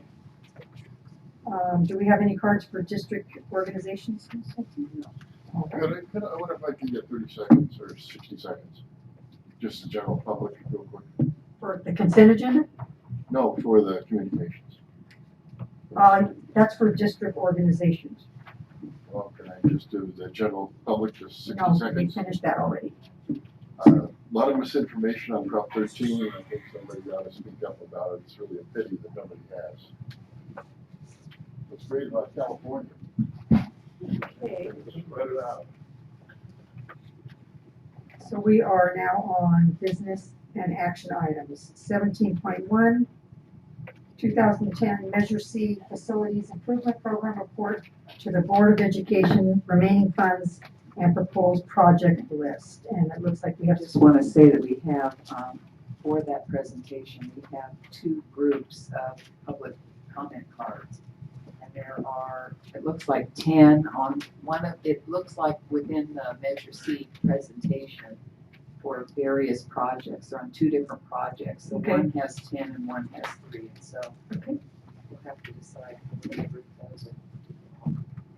Madam President, could I request that since I think we have some speakers who have young children here with them, that could we give the option that if people want to speak before the presentation, they can do so, and then if people want to speak after the presentation, would we be able to do both?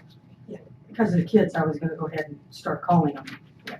We're on the same page here. Thank you. Okay, so first is Lainey Klein King.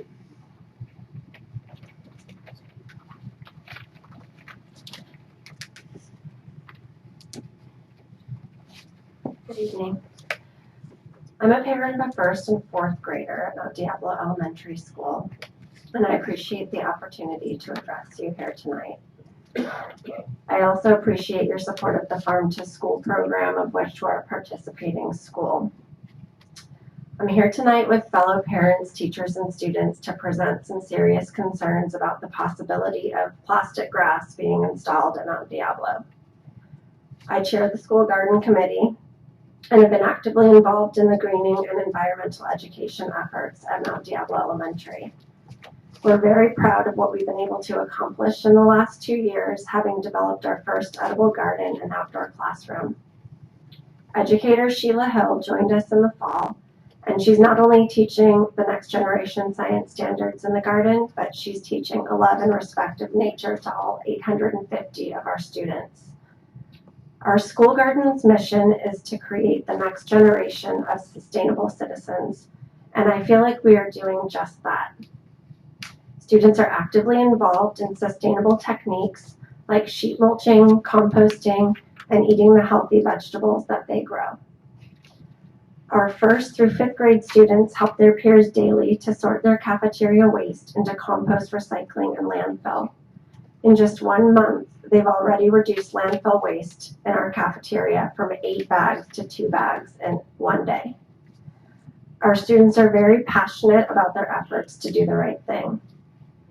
We've been looking for ways to cool our campus by adding more trees, especially on our upper playground where the school field is located.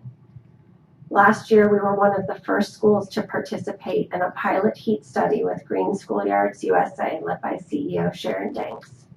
The preliminary heat readings on the asphalt and rubber playground surfaces were extremely hot. All that being said, plastic turf just doesn't fit into this picture. Our children are learning about how plants absorb carbon dioxide and produce oxygen. So what will they think about taking away all of the real grass producing oxygen and replacing it with plastic?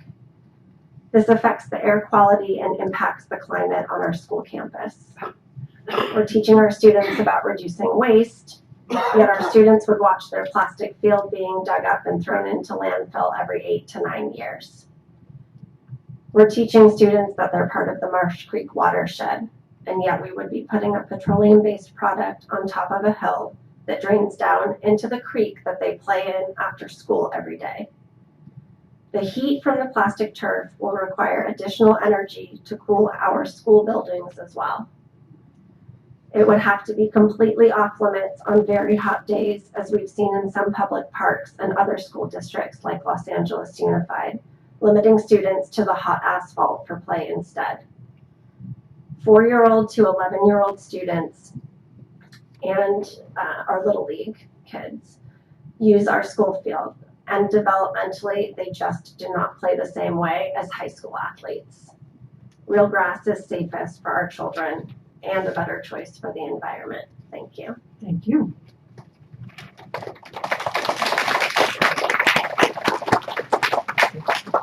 Ruby Bartholomew.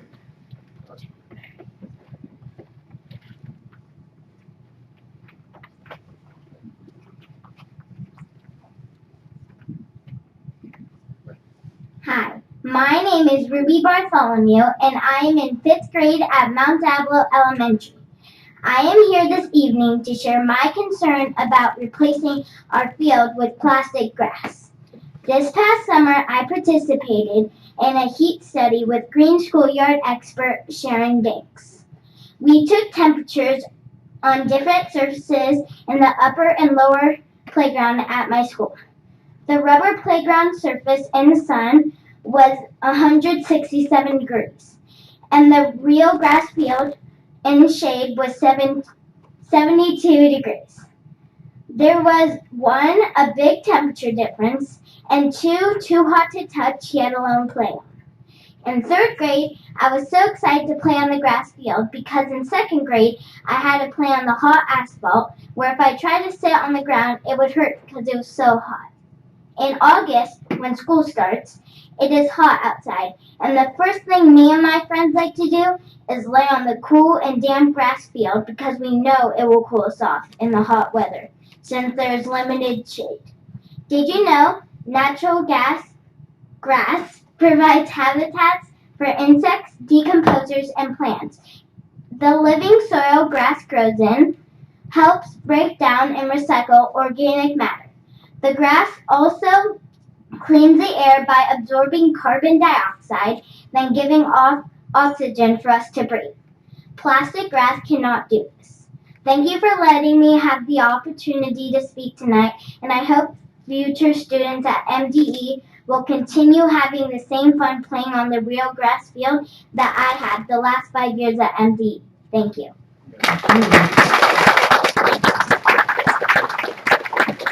Madam President, if I could, I just want to tell you, Ruby, I think I've been on the school board. Ruby, I've been on the school board for 5 years, and that was one of the best public comments we've ever had. I learned some things, and you have super cool glasses. So well. Theo Small.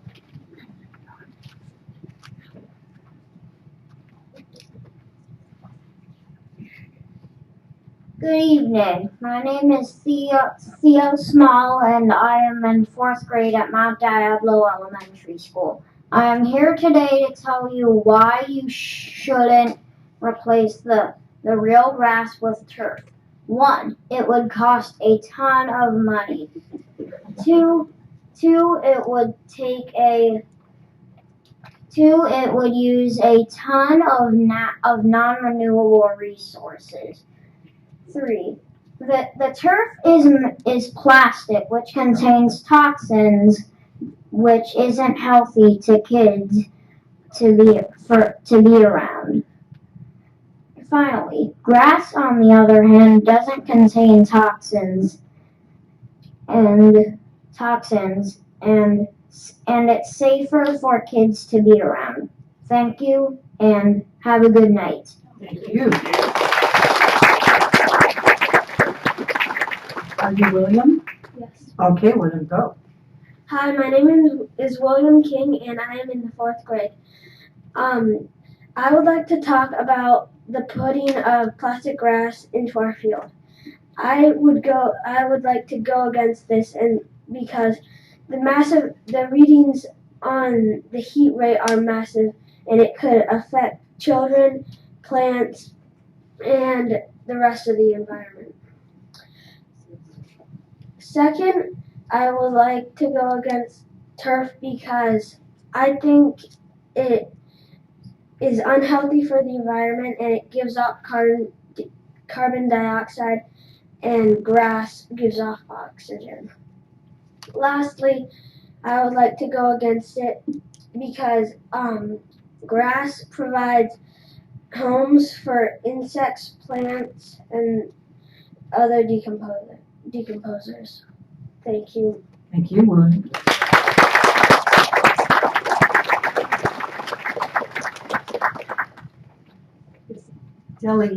Delilah? Is that? There she is. Pretty in pink.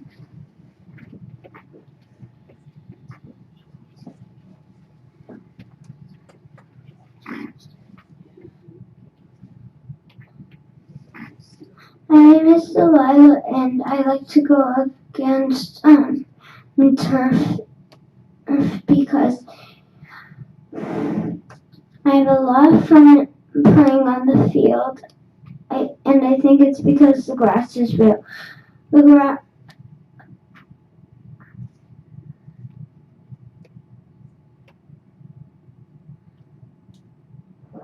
Also, the turf can collect germs. For example, you can bleed on the field with fake grass, and the blood could get on the field and dry. It can spread germs and cause kids to get sick. Thank you, Delilah.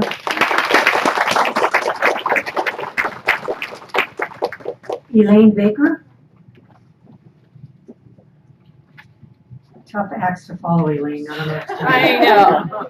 I know. I'll try. Good evening. My name is Elaine Baker, and I've been a teacher at Mount Diablo Elementary for more than 20 years. And I'd also like to speak to you on the concerns of the AstroTurf. I'm not only a teacher, I'm also an avid volunteer in many organizations throughout the county and the state. And one of those positions that I hold is adoption counselor at Contra Costa County Animal Services in Martinez. They have a large area of plastic turf in an exercise enclosure. And so I've seen what goes into the keeping of the plastic grass, keeping it sanitized from pet excrement. When a dog does its business on the surface, the excrement needs to be picked up and the surface needs to be rinsed off. Feces will not biodegrade into the plastic turf covered environment like it does on natural living grass. Community residents commonly visit our campus daily after hours to exercise their dogs. We have no fences or locked gates to prevent them from coming in either.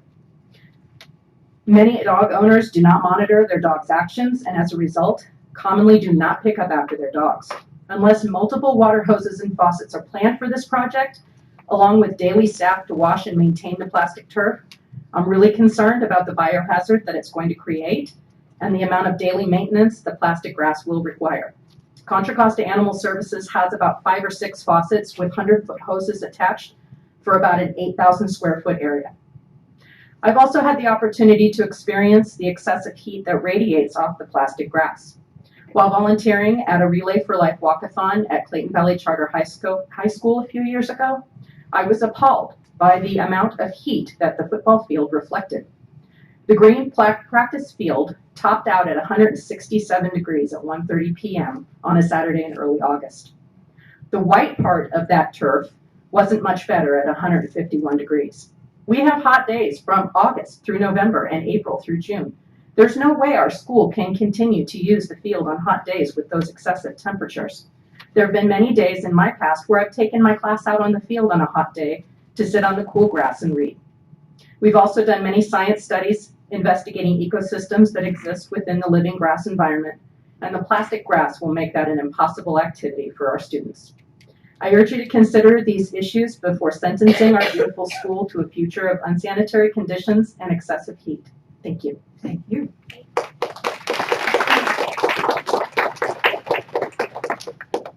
Rebecca Carcamo? Carcamo.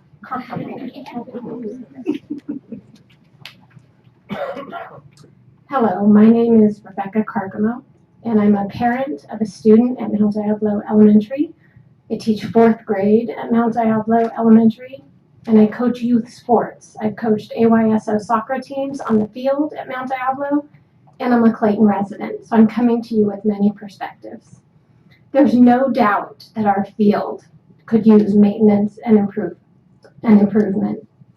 At first thought, artificial turf may seem like a good solution. I urge you, however, to learn more about it. There are significant drawbacks to using artificial turf at an elementary school. These drawbacks greatly outweigh its benefits. Like my colleague, I have strong concerns regarding the heat that comes with artificial turf. It's well known among students that on hot days, the grass field is a cooler place to hang out compared to the asphalt playground. With an artificial field, not only would the field be hotter, but the radiant heat would also raise the temperature in the asphalt area. As it is, when students come in from recess on warm days, they are overheated and they're not ready to learn. They line up at my water fountain for a drink and they want to put their heads down on their desks. We can not add more heat to where our children play at recess. Another safety concern I have is turf burn. Kids fall and slide when they play on the fields. When you fall on artificial turf, it's not like grass.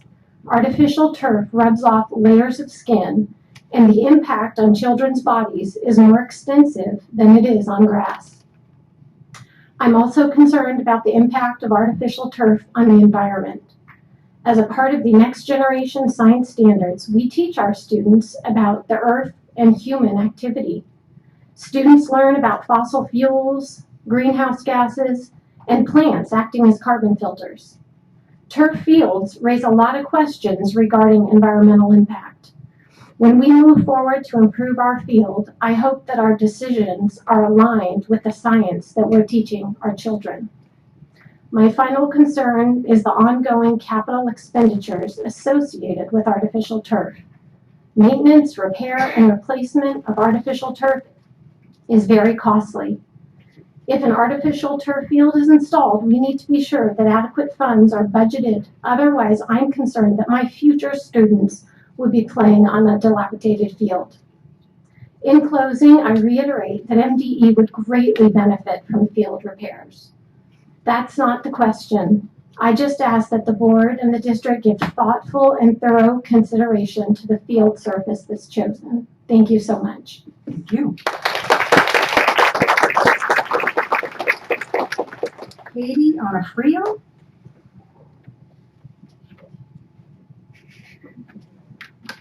Hi, my name is Katie Mazel Onofrio. I am a parent of a current 3rd grader, 1st grade, and a future kindergartner. My husband wanted to be here today to speak on the subject as well. Unfortunately, he's helping to plan a funeral in Italy. We just wanted to reiterate the inconsistencies of the AstroTurf with what the school is already doing right now.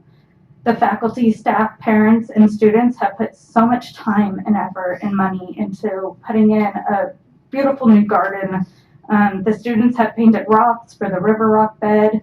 The children are learning all about gardens, plants, healthy eating, insects, and animals that affect the gardens. They are making their own food, enjoying their time and learning. We are doing so much to make our school more green, and then we're going to put in an AstroTurf field. It doesn't make sense to us. We're trying so hard to get away from plastic water bottles at events. At the past few PSC meetings, we have discussed doing away with water bottles altogether and offering a water cooler with a volunteer to help monitor. During lunch, as mentioned earlier, the green team, which my first grader is part of, has helped bring down the garbage from 8 bags down to 2, and the children are learning what goes into the compost versus the garbage versus the recycling. There's already so much plastic damaging our earth already. We don't want to add to it. We are teaching our kids to be more environmentally aware at home and at school. What example are we setting for them if the field project contradicts all of what they've been learning this whole time that we've worked so hard to install in them? Thank you. Thank you. Tom Zadacker.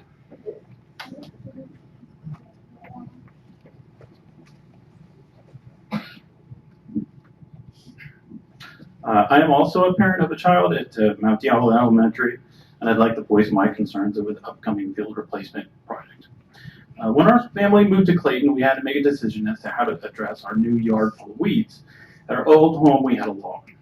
I spent a lot of time weeding, fixing sprinklers, mowing the lawn, only to watch our dog roll around, cover herself in grass, walk across the carpet, and jump on the couch. I started researching artificial turf. Based on my research, I compiled a simple list of facts about artificial turf that I'd like to share with the board.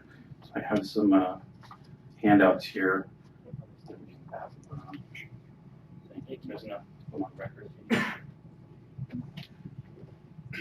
Before I was a parent, I worked for the city of Vallejo as the marina manager. Having worked for a municipality with a finite amount of resources, I can see how the idea of a low-maintenance surface would be appealing. However, artificial turf that is open to the unsupervised public requires some unique treatment. This field is accessible to people, pets, and wild animals outside of school hours. In order to prevent rodents from leaving mounds, steel mesh must be buried around the perimeter. Because plastic does not absorb liquids, it harbors odors and bacteria. So animal waste needs to be removed from the surface and needs to be sanitized like carpet would. Damage from wear and vandalism is more costly to repair. The infill settles over time and needs to be leveled. If a cooling system is installed, that needs to be maintained as well. I do think there is a place for artificial turf. More professional sports fields and small residential yards are good candidates for artificial turf. I don't believe it's the best choice for a public school with small children. After watching how our 2 kids play outside, we decided not to opt for fake grass. Like most small children, they like to dig in the sand and dirt. They like to pick up blades of grass and make piles. My daughter loves to find bugs and show them to us and pick dandelions and blow their seeds around. She just started playing baseball, and I couldn't imagine the game being as fun without the smell of fresh cut grass and a flower to pick when she's daydreaming out in the outfield. That's something I couldn't take away from my children. Thank you for hearing my concerns.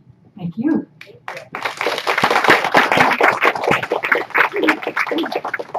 Renee Culp.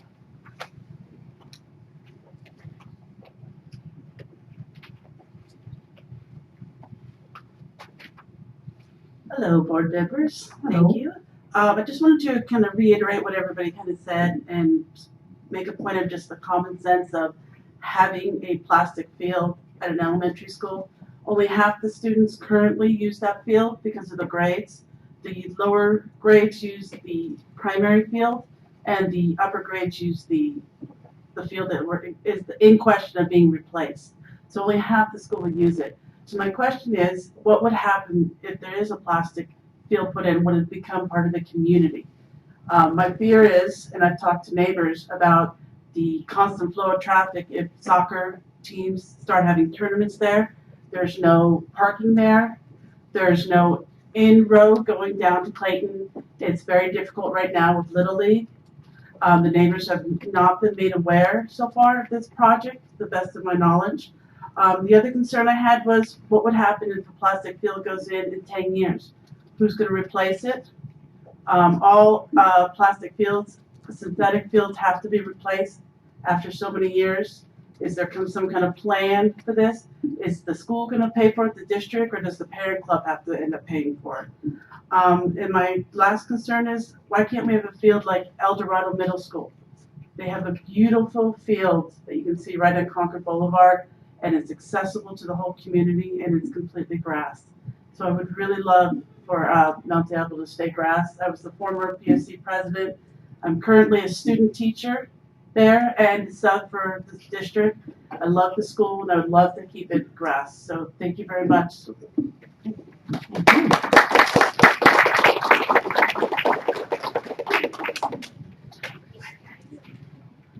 Kim McCann.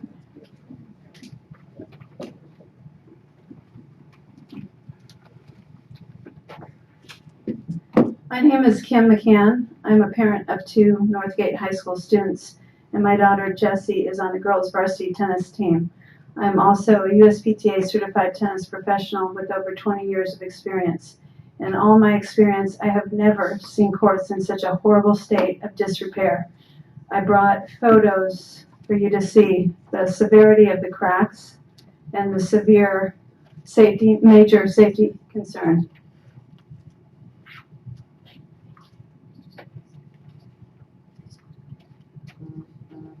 This is not something we should be proud of.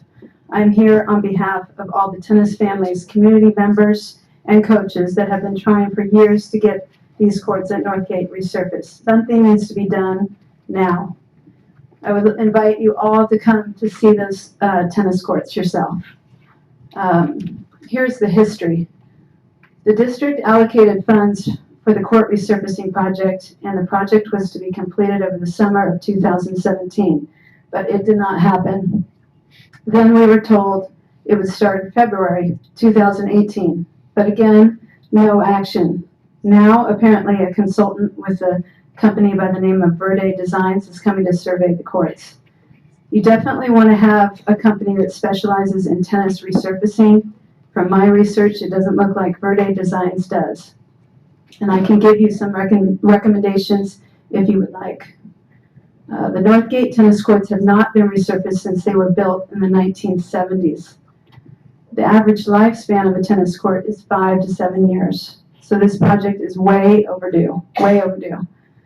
This should be a top priority as these courts are used by both the boys and girls tennis team, the students in PE classes throughout the entire year, and the general community. Also, there's been no ongoing court maintenance like other sports facilities get. Tennis courts need to be regularly washed and cleaned of debris so they can be properly maintained. Finally, we want to know what is going to be done and who the person responsible for overseeing this project, who we can talk to, because someone needs to be held accountable. This is a high-risk safety hazard, and we have to address it now. Again, I would like to invite you all to come to see the tennis courts. As you can see, these in these pictures. They're like over 2 inches wide and all over. All over the playing surface and the outside of the courts where the players try to play tennis. So this is. I think that passes. Yes, we did. I'll squeeze on. Okay. Thank you. Is this something you can address now or talk about? We're taking public comment now, and then we're going to move on to that topic. Okay. Okay, thank you. Bunch of pictures. Yana? That's for the record. Yeah.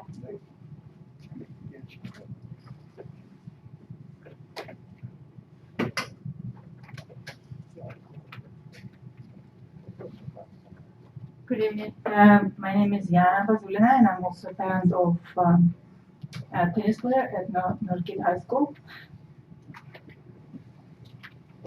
I would like to bring to your attention that the courts in Pittsburgh need to prepare. It's a huge hazard, the security hazard, and the grass going through huge cracks on the courts. There is no grip. The courts are slippery. It's not safe by any means. It's not safe to use by the students during PE. It's not safe for the players. and it is not safe for the community. The courts are used regularly by the tennis team. They practice girls varsity, boys varsity, and junior varsity. The PE classes are held. They have tennis units, and everybody in the school participates in it. We also, I'd like to bring up to the attention that the girls tennis team went all the way to semifinals of NCS in 2017, just this past fall, and the Northgate High School could not host it. We had to drive all the way to Hayward because the courts are just not safe to be played on. There were a lot of twisted ankles and also falls on the court. Girls tennis team actually struggled, 3 girls struggled with a concussion last season because of the dangerous conditions that they play on. I'm not sure if it was brought up by parents of the kids that were hurt during the events, but I would like to point out and make sure that the board knows how dangerous it is. And also, it's something that we shouldn't be proud of as a community, since the school prides itself on good academics and sports and a lot of accomplishments. It's something that we would very much appreciate it was taken care of. Thank you so much for your time. Thank you. And Dan or Den? Okay. Dawn. This one wasn't me, Dawn. You when you wrote it, you Yeah, sorry about that. My name is Don York, and I'm the Northgate High School head coach for the boys tennis team. So I want to thank you for this opportunity to address the school board and others here tonight. I'm here because I'm concerned about the safety and welfare of the Northgate High School tennis players.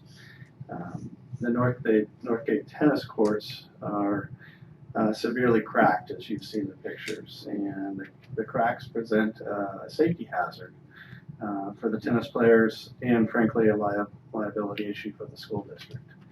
I was very disappointed when the tennis court resurfacing project scheduled for last summer was delayed, and the project's long overdue. As excuse me, as a previous speaker mentioned, the tennis courts have never been resurfaced since they were originally installed, and now, as a result, the cost to repair them is going to be considerably greater because the cracks are very severe.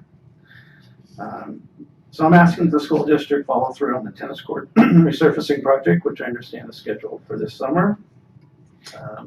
In the meantime, Northgate High School has submitted a maintenance request to fill the cracks as soon as possible. The cracks can be filled with a grout that will help reduce the risk to the players. Lastly, it would be helpful if we had a contact at the district who we can follow up with to make sure that the resurfacing project is moving forward as scheduled. I want to thank you for your time. Thank you.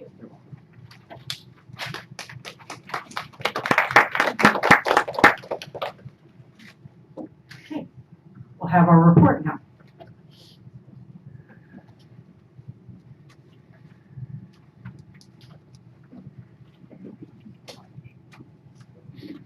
Dr. Meyer, board members, we're back again. I brought some. Sorry. I've been out in the hail today, so I did bring some reinforcements with Rich Jackson tonight, and we had a couple of others that were going to speak but aren't here, so I have some information if you guys have questions about that as well. Hopefully we can answer all of your questions.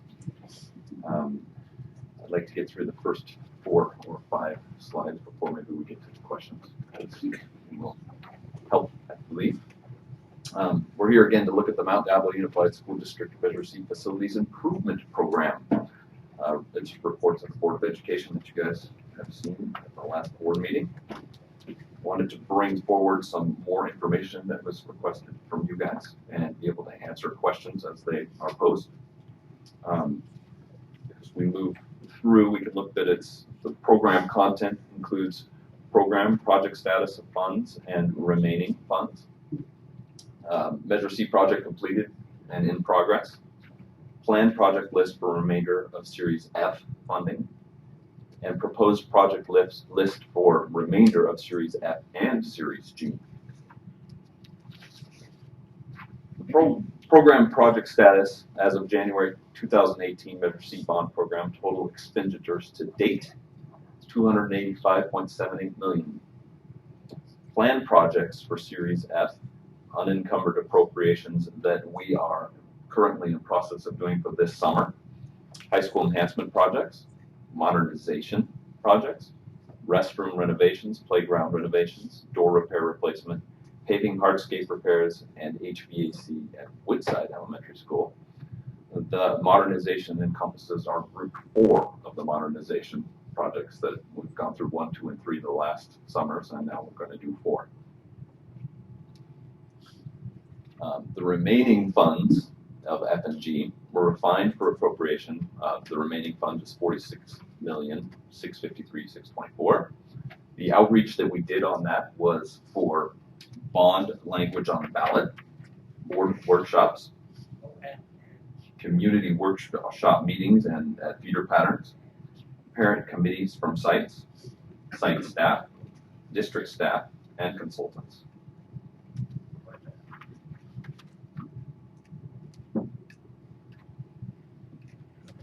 From that, we came to this list that is being put before you.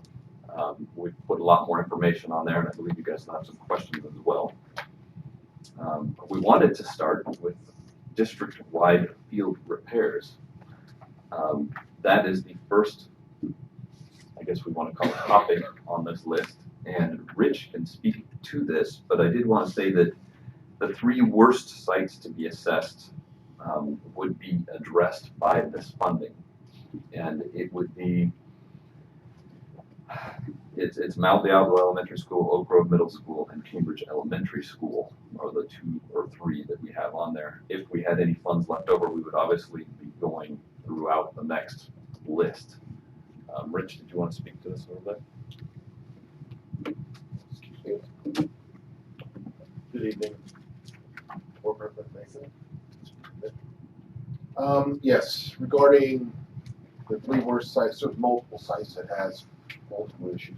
Some of the issues were due to the droughts in the past that has caused tremendous rodents in those areas. Cambridge is a site that needs additional work, as well as multiple like Ayers, Bancroft, Highlands. There's multiple sites that need additional work, but these are the 3 worst sites that we have identified at this time. Needs the most work.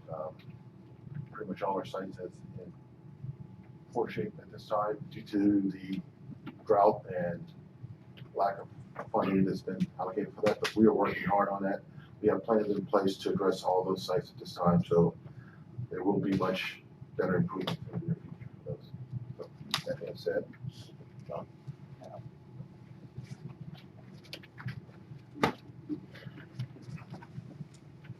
Do you guys have any questions on that first topic? I have a question on that. The Mount Diablo Elementary is not all us. It's a community project, correct? Correct. So where in the decision process was the decision to put in plastic turf? That decision has not been made. Okay. Because that's what I was wondering, how much input we really have on that, or what our role is in that. Our role would be to oversee what happens out there, and obviously it's the district school site, but the site would like to contribute money and would like to have the district contribute money toward whatever we do for the repair of that said. And do we have an idea of what the cost is of plastic turf versus real sod? I do have that.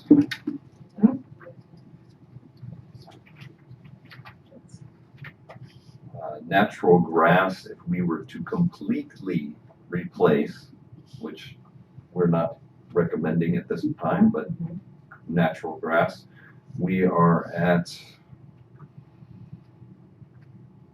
over $600,000. For the field at Mount Diablo Elementary. For the field at Mount Diablo Elementary for construction hard costs.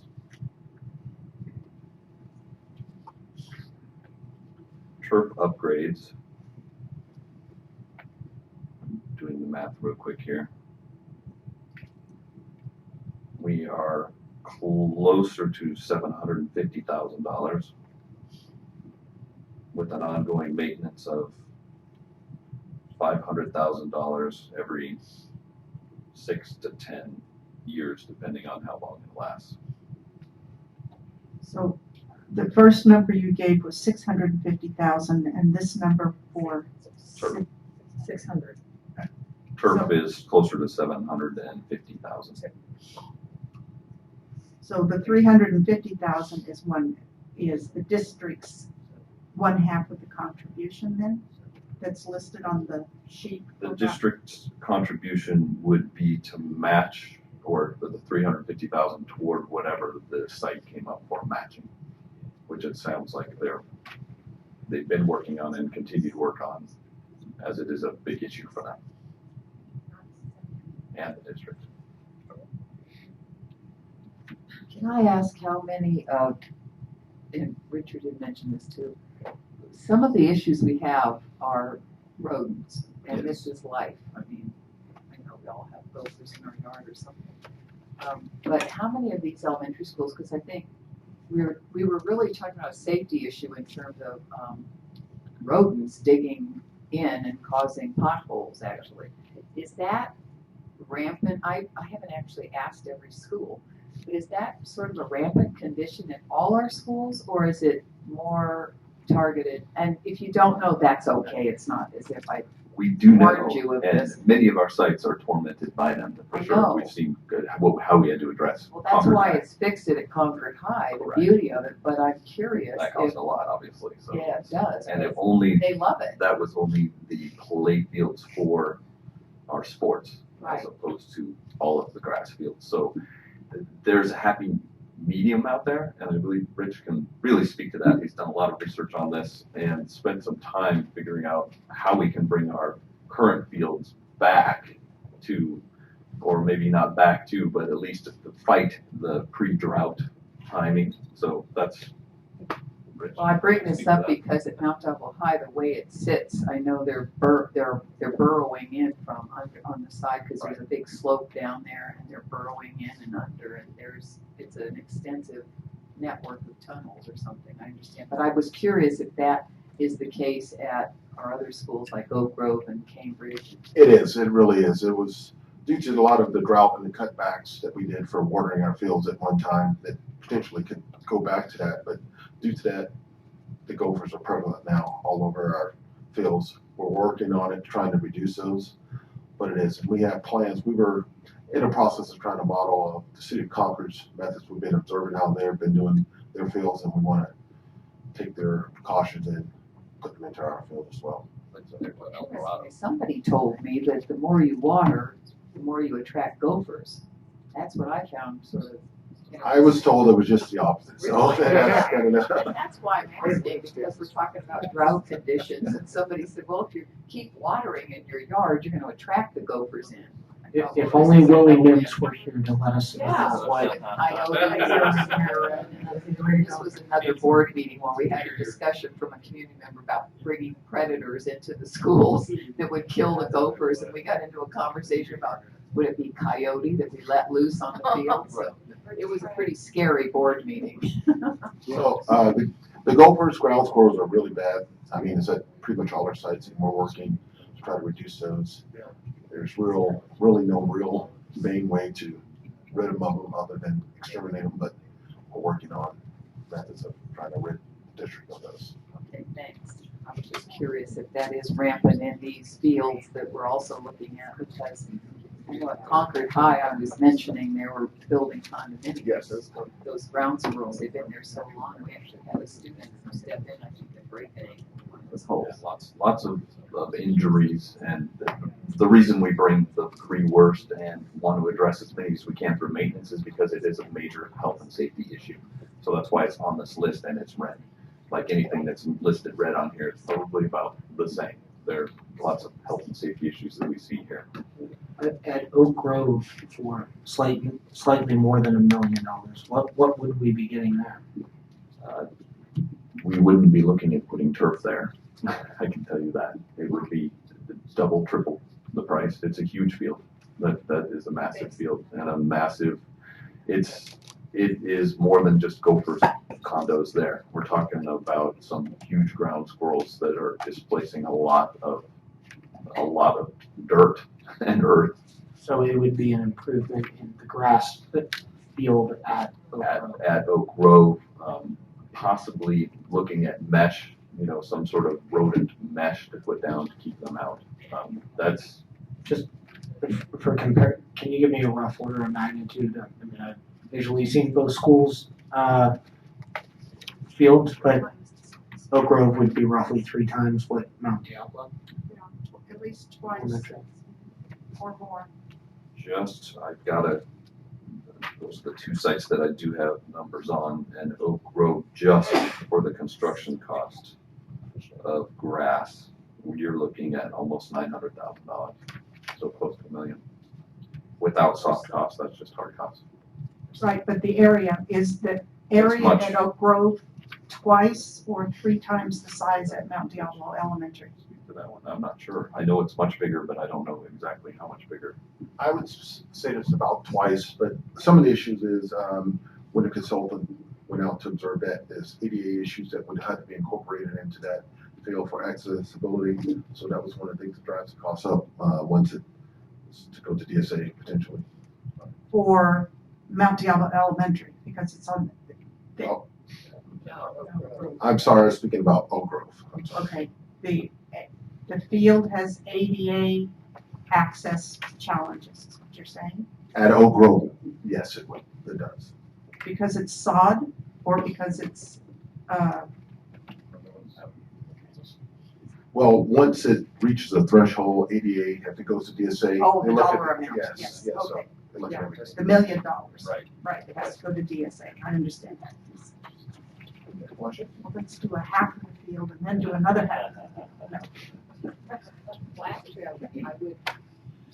I remember on the Mount Diablo Elementary project, there were, I think, several scenarios possible too. And there was discussion about adding trees out there, and some different things. So I think there were, or you could break it up into areas and do different things in different areas rather than just one single sheet of field. I agree. That committee was bringing a lot to the table and saying they would like to see improvements for sure. So what type of improvements, they were still in process, but they wanted to work with the district together to do those improvements and to move them forward because they have been fundraising for quite some time. Right. So I guess my personal preference is grass for the elementary schools. And part of, in addition to the concerns that the members from the audience have presented, I've also been concerned about the infill and how students are exposed to the granular infield as they're playing on it. And I guess I want to think that elementary school students and other school students or of the younger age will have a greater exposure just in the way they play. Perhaps in the contact sports like football and stuff, they're going to inhale or absorb it as much as well. I did not realize that only half of the school was using the field for play and the other half of the school was using the kindergarten, I'll call it the kindergarten area, for recess. So we are putting regardless of which surface we choose, we're putting a lot of money into the field for 3 grades of play 5 days a week.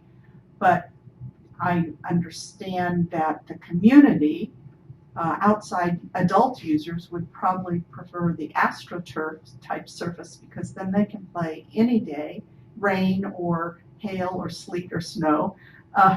Versus on grass fields, we discourage people from playing at least 24 to 48 hours. I don't remember what we are still trying to enforce. Is it 24 hours after rain or 48 hours after rain?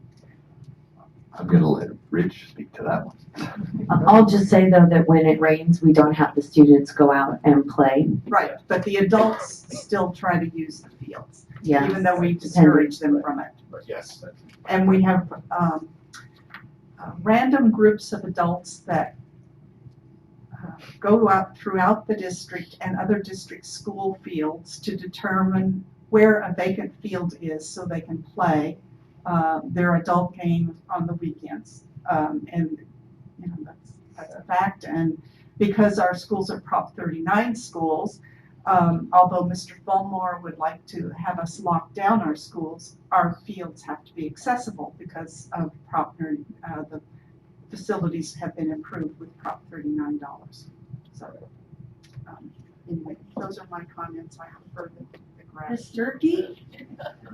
So I just actually have just a process question because I think, you know, this is on for action and I appreciate the work you did from the last meeting to this meeting to, you know, give us more detail and show the rads and all that kind of stuff. That's really helpful. So I think what we're being asked to do is give approval of this list with the priority by the colors, right? With some Overall, estimated correct. dollar amounts. So I Correct. know their estimates. And it would probably be good to go through the list so you guys have an overall view of it. I did want to get, because we did have so many comments for sure on this first one, I wanted to make sure we addressed them up front so that we could have that comment period and you guys could. Right, and I guess you know, I just wanna, well, so we could do that. And I realize we have, so one of the things, this question I had about this is what is the process? We have folks who clearly had an impression that a decision was going towards the artificial turf, and you're saying nothing's been decided, and so, you know, maybe you wanna talk about that as we go through. What is, because you know, I'll have another one that I'll have some thoughts on, and so like, what is the decision-making process? And, you know, how fine-tuned does it need to be at this point for you to be able to go forward? I think the public spoke pretty well tonight. I have no problem hearing what they heard, what they said. I think you guys have no problem with that either. I don't think we were headed in that direction because I don't think it's fiscally available to the district to do how many elementary sites we have at $1 million each and then maintaining it every 8 years at $500,000. And I'm not quite sure that that's money best spent when we have a lot of red that has to be addressed here and overwhelmingly many times over.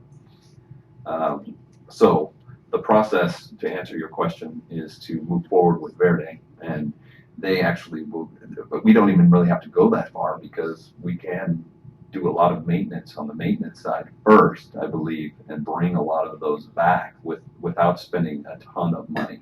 But there are other issues beyond that. Some of these are beyond the point where we can bring them back. And I believe these first three are beyond where we can do that. So we're going to have to put a lot of money into it. But I believe that a lot of the other issues that we have at other sites, we can spend money on the maintenance side to bring it up to a safe level. So if I could take a crack at the question, I agree going through and looking at these. We have projects that have been in holding. We lost a summer. We're really behind where we want to be on tennis courts and other things. PE classes can't play. So we have put them in the different categories. To go to some of the specifics, we had two schools who raised money at their campuses because they wanted to put money towards a field.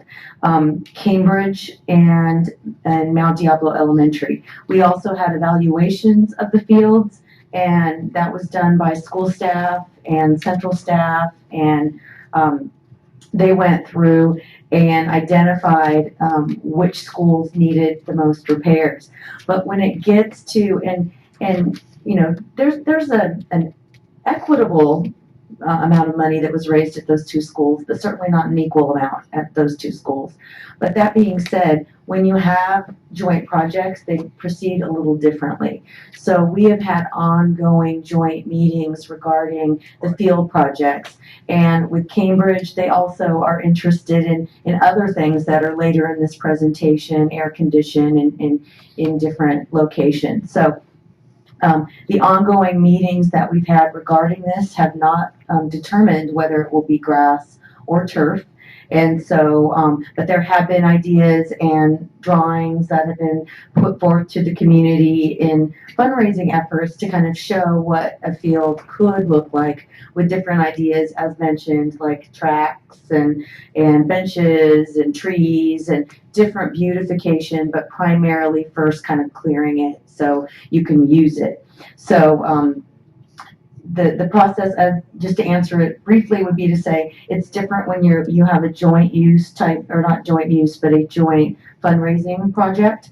And so there's a lot of detail. I don't want to cut you off and have you lose your train of thought, but when you said joint project, just to clarify, and the only reason I'm focusing on these two is because we had public comment, particularly on these two issues. I thought the Northgate Tennis Court project was also a joint project with the city of Walnut Creek. You know, I don't know. And so when you said joint project, I was Yes. just curious, did I get that wrong? I know we share the use with Walnut Creek, and I can't answer that. I see a hand, but I know protocol. Okay. But I bet Richard could help. Not that I'm aware of. No, but not as far as funding. I heard that Use. one day when I was over at Use. Northgate looking at the tennis courts, I had heard that the city of Walnut Creek somehow, maybe it was just for using it, not for renovating it. Yes, just Okay. All right, never mind. Sorry to interrupt. No, that's fine. Go right ahead with your joint project. I think I was really wrapping up the idea that, you know, the joint, when it's a fundraising by a community, it is a joint conversation, and we have not, and you heard 600, 750, and really community input regarding the material. So those are all parts of that conversation, but in order to move forward, it is something that we need to approve. And I assume in the joint like this particular one, that it's explained about the Gophers. Right. I mean, that's. But I would think it'd be helpful if this board truly feels, and I know Ms. Mayo and I, that it's the elementary school, for sure it should be grass. If that's something that we all agree on, then that would be helpful to these joint people when they're planning to know, well, the district isn't going to approve it if you want to put in plastic turf at an elementary school. Just would make sense to me to make that clear to everybody, and then we don't have to have these discussions in the future. So that's my take on it. And my opinion I on don't it. expect we're gonna go through every single item like We this, won't go drilling through it. down. It's only because we public comment. I know that's what I'm reinforcing what Mrs. Durkee said. We can now just kind of go through stuff. Any other questions on that first topic? All right, I'll move on. And My only concern yes. is there's really no discussion on the agenda between AstroTurf and Right. Natural Turf. Correct. Certainly the board can express its consensus or Yes. something like that. Yep. And John can take his marching orders. Right. But But as far as a board item for a decision, that is not on the agenda. We're just looking at whether we want to dedicate funds for the safety issues at those schools in my mind. Correct. Again, the topic really of this whole list is health and safety. That's what it boils down to. So we want to bring the most pertinent health and safety issues to you guys that we see, so that, and have a discussion about it as you guys have questions. I'm excited about your clarification, Mr. Schenke, but based on comments that were made at the board level and when we had the city meeting with the city of Clayton, I had understood that this turf was AstroTurf. So I'm excited to hear that there is still an open window for the consideration of grass. Okay. and your staff person has said it hasn't been decided. Yeah. From his shop standpoint, and obviously he's here tonight hearing you saying what you feel, so I have a feeling he's not going to go Right. beyond that. Right, and as we stated in what was the attachment, that we're doing our due diligence, but nothing is said whether it's going to be turf or grass, it's a repair. So how are we gonna repair it and bring it into the health and safety standard that we need as a district? Okay. I'll be watching. Right, I appreciate it. So second on the list, we have district-wide fencing enhancements. And there are a number of these that I've worked with maintenance on. That's why I bring Rich forward, because we've been working tandem with these. and he can speak to them much better than I am because he's had his eyes and his people on and his maintenance guys and all the sites letting him know where our problems are. That I've got them on here because it's beyond a maintenance issue. It's now become such a big cost that maintenance can't handle it. So it's on the Measure C list, and there's quite a few here, along with roofing that we've been talking about all along. So I'm going to let Rich speak to some of these items, and then you can ask questions and I'll have them. Yes, fencing areas, there's multiple sites. I mean, in this current climate and how our safety is for access entry points, these are the three most critical at this time. There's multiple ones. We're in the process of developing our facilities master plans, and I'm sure those areas will be identified at that time. But these three, Bel Air, Cambridge, as well as Meadow Homes. Meadow Homes is open up to the park, as everyone is aware of, and that's fully accessed during school time and potentially in the evening. So those are the three worst that we've identified at this time.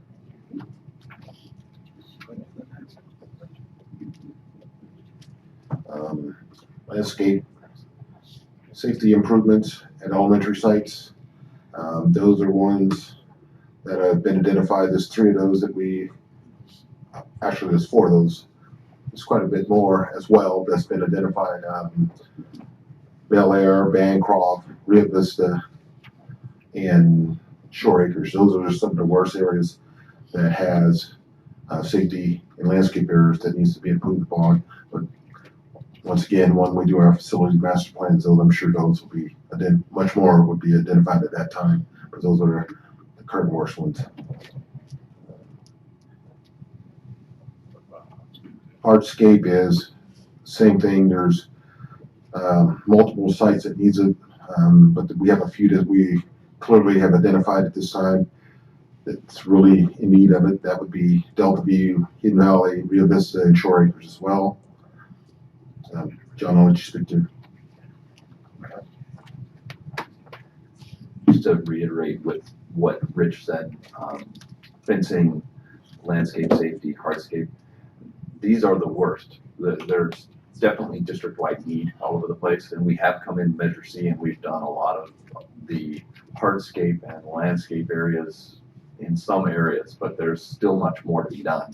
And that's why we're having to reallocate some funds toward this, or ask for allocation anyway. Fencing at those three sites, one in particular, I guess we're finding all kinds of things, needles and all fun kinds of items that we really need to close those fences off so we're not getting that type of thing every Monday when we're having to pick up and block off. And it's a red. And again, I want to reiterate, these are red. There's different colors of red, and these are bright red. Hardscape at the play fields at Concord, we put in these beautiful play fields, but they do not have access to them. So we need to get access out there for ambulance and any other type that we would need once it gets mushy out there really bad, especially with our rodent issue. So if we can make sure that we have hardscape out to that area and take care of that as a health and safety issue, that's why that's on this list. District-wide roofing repair, I don't need to go into that too much. I think you guys have heard a lot about our roofing. We constantly need it. And we've got 15 sites allocated here, between what we're doing and what we're going to finish with this money. Obviously, we have a lot more sites that need a lot more roofs and a lot more information. These are the worst. And so we bring them before you now. The HVAC at the remainder of the tech rooms, that's an interesting one because it is health and safety. We've got a lot coming through those rooms that we support that has to do with our health and safety of our schools. So we have to, we're replacing a lot of switches and a lot of equipment because it's overheating. So we need to get through and get the remaining closets that were missed in all of these little things that we've done all along. And that's, again, a red issue there. So I appreciate the clarification. I was going to ask whether the tech rooms were the tech classrooms or whether they were you just described it as the closets. They are. As the closets. And I would call them perhaps the server rooms. Server rooms, IDFs, MDFs, those that, Joe can even probably list them on all of his fingers And and in let me some know. instances, for example, I'm thinking of Woodside Elementary, the server is in the library part of the workroom. It's not in a separate room by itself. So, okay, thank you. So the conditioned space would be the library itself, but maybe the workroom didn't get conditioned space. So it would be, or the conditioned wasn't enough because the equipment's even hotter than the regular air conditioning can take care of. So we'd have to put a designated unit in for that. Page 2, food service. This one's a big one. Dominic was here to speak on it last time. I'm sorry he couldn't be here tonight. Increases capability of food warehouse storage, procurement, inter-district distribution, and food safety. He gave me pages and pages to answer questions should you guys have them on both of these. I can tell you that if we can do phase 1 and phase 2 together, we get more bang for our buck, for sure, hands down, and we can probably do it together as one phase, but I do break them up in case the board decides that they would like to do something different. That way we can at least say, wow, we really need to do 1. 2 we can do as well, but 1 is redder than phase 2. How's that? Yes. So, I'm asking you, Chair. Yes, you may. I appreciate the necessity. I recognize the value of having the products stored in the same location that the central kitchen operates. That's just makes common sense there. And I recognize that the food service changes will affect every campus across our district. I just want to mention that in the 2002 Measure C and the 2010 Measure C and in Measure A, things that were at the Central Services Department were never included in the project lists. There is some solar panels and some technology and possibly HVAC that was brought out to the Central Services Center. But as far as a major project or construction, that was always accomplished through another means because polling indicated that the public preferred our schools first. The bond language is broad enough that it allows this to be added. And I just want us to be aware that if we have questions from the public, that we are making a deliberate decision to now add projects from the central services like the warehouse or M&O or whatever within the Measure C funding. So can I ask a clarifying question? Was the intent of that to not fund projects that were away from students? Or do we know the intent? When in the polling, it was away from schools. Right. Okay, so the foods that it travels. I was just curious if the intent was we don't want it to be at a central office. We don't want it to be where adults only live, as opposed to. I think that the warehouse and the transportation department were not viewed as schools. A school. Okay, thank you.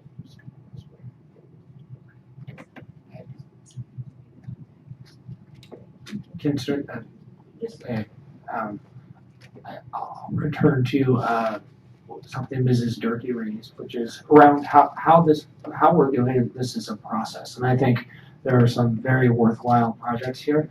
I've already shared some of my concerns with the superintendent, and to address Mr. Shanky's comment around the fields that the board is not able to discuss and is not determining tonight what those fields are going to be. For me, there's just absolutely no way I'm voting to approve $46 million without having a better understanding of what we're actually getting. There's no way that I'm voting to approve $11 million for warehouses for food service without a better understanding of that. And it is unfortunate that our director of food services isn't here tonight. But I also want to understand, and just, jumping ahead some, I don't have an understanding of what we've spent at each school so far and how we're weighing the different high schools. And so certain high schools made decisions around where they wanted to spend their first allocation of Measure C money. Where does that leave us in total when I'm looking at $13.4 million dedicated to 3 high schools in comparison to our other high schools and things like that. So at this time, I have some just huge red flags around what our process is and what level of input the board is going to be having to determine what these projects are. Just to add what I had said at our last board meeting is I had mentioned that this might be a study session kind of meeting where we've done that in the past, or especially given this is our last chunk of money. And then you just simply dedicate, as much as I don't like slow processes, I like things to move. It's an important process and it's an important last step. So I had mentioned the idea of a study session, which is of course another meeting, but just dedicated to this, these expenditures and making those kinds of decisions. And then you can just spend the time on this only. So that to me is the time when people feel hesitation, they can ask the questions and we can get that right information in there. But to kind of have it in a board meeting makes it trickier because, you've already got other topics and things you're working on. So that's why what you're asking are some drill down questions that we wouldn't be doing tonight. So that's why I'm suggesting, I said that at the last board meeting, that a study session is not uncommon for this kind of process.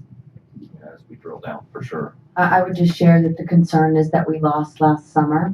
And so if we are going to look at that kind of process, that I know that you have timelines and to do summer work, we're looking to do as soon as this week, sending out some. We've done a lot of preliminary assessment and findings on most of this list because it is health and safety and it is red. And we believe it is the high priority that's out there. So we want to bring it to you guys for that. If we drill down too much, we're going to lose our summer because we're not competitive anymore. If we want to spend twice as much on what we want to do because we're going to have to do it because it's health and safety, I'm afraid that we will have to do that. And that's why I said in the last board meeting that a study session would have been a great idea, but we're now at the next board meeting, we haven't done that, so. I can trust speak more to transportation and that food warehouse, and we can drill down, but I don't know if we want to spend the time. I don't know that we do either, and just, I mean, there are things here where, these tennis courts, I actually had understood that, I thought this was being addressed last year based on things we had heard from staff. And then I know we have changes in leadership, and I appreciate that, but I don't want this board to be held to be rushed and make uninformed decisions because we haven't been provided with the information. And to echo Ms. Hanson, I think we're pretty clear, and so and maybe we parcel some of these out and look at some of these. But for instance, and just one specific example with the that I raised with the superintendent, I'm incredibly curious how paving 3 tennis courts is projected to cost $1.8 million. That seems incredibly extravagant for fields that. Rich can speak to that, but I wanted to let you guys know that the initial replacement or refurbishment of those tennis courts was to top them, but all the consultants that have looked at them that said that they're beyond topping. Now it is a replacement as opposed to topping. So that means they've got to take everything down to the bottom so that it doesn't happen again, or so that if we maintain them the way they should be maintained, that we'll be able to do that. But that's the cost, and that's how it ended up on the Measure C list as opposed to the maintenance list. It started on the maintenance list, but because the cost got so high, it got added to my list. So, but these are the type of things I think we need detailed answers to, and that as currently presented, I don't see that, and I don't think the public could have any way of seeing that. So I will not be voting in favor of appropriating $46 million tonight. And are there individual projects in here that are drop dead timelines that are health and safety, where it, rather than an entire package, we pick a few that are critical that we could agree on? Absolutely. I think it's the 46 million in total that Yes. makes, everybody go, oh my gosh, wait a minute. But maybe there's a few projects within there that are so, and I appreciate you doing them by red, yellow, the urgency. That was the intent, but I believe there's even. You had some bright reds. Broader shades of red as well. Maybe there are a few projects within this that we could all agree are so critical and so importantly targeted. If we do flip through to page 8 and past May not do the many of it, you can see that we do have yellows in there that would be taken out of that equation. If we did take all the yellows out that aren't as bright red, we could allocate that money. We also have the measure C in there, which we didn't get to yet. HVAC control system upgrades and prototypical buildings, so that could as well be delayed. Dr. Meyer? Thank you. I appreciate the request for more information, especially on things that seem high, and they seem tied to us as well. I would just go through, if you would give me just a moment to look at these. Fields are things that I believe have to happen in the summer because the students use them when they return, and the field disruption keeps them from going out and playing. So district-wide field repairs, I understand the desire for more specificity. It's a little late for that word, but specifically around the materials used at the elementary school. So that is something when we have a joint project that we need to talk to those who are contributing, but that is something that we can do. So my recommendation would be fields. Fencing, given the climate and things that have been happening, if we can do fencing during the summer as a safety issue. Probably previously I would not have said that because fencing can be done during the school year, but fencing is one, and I don't think there is a lot of wiggle room on fencing, so I think that's something we could look at moving forward. Looking at the exterior landscape, safety improvements, elementary sites, these are this is where we have risk management, where we have a lot of concerns, and this is yet another thing that we want to do when people are not on campus. So this is another summer project. It's also includes drainage. It helps us with our Williams Act in making sure that our facilities meet the needs, but it is landscape safety improvement. So I'm going to put a question mark next to that and come back to you, Richard, to ask about landscape safety.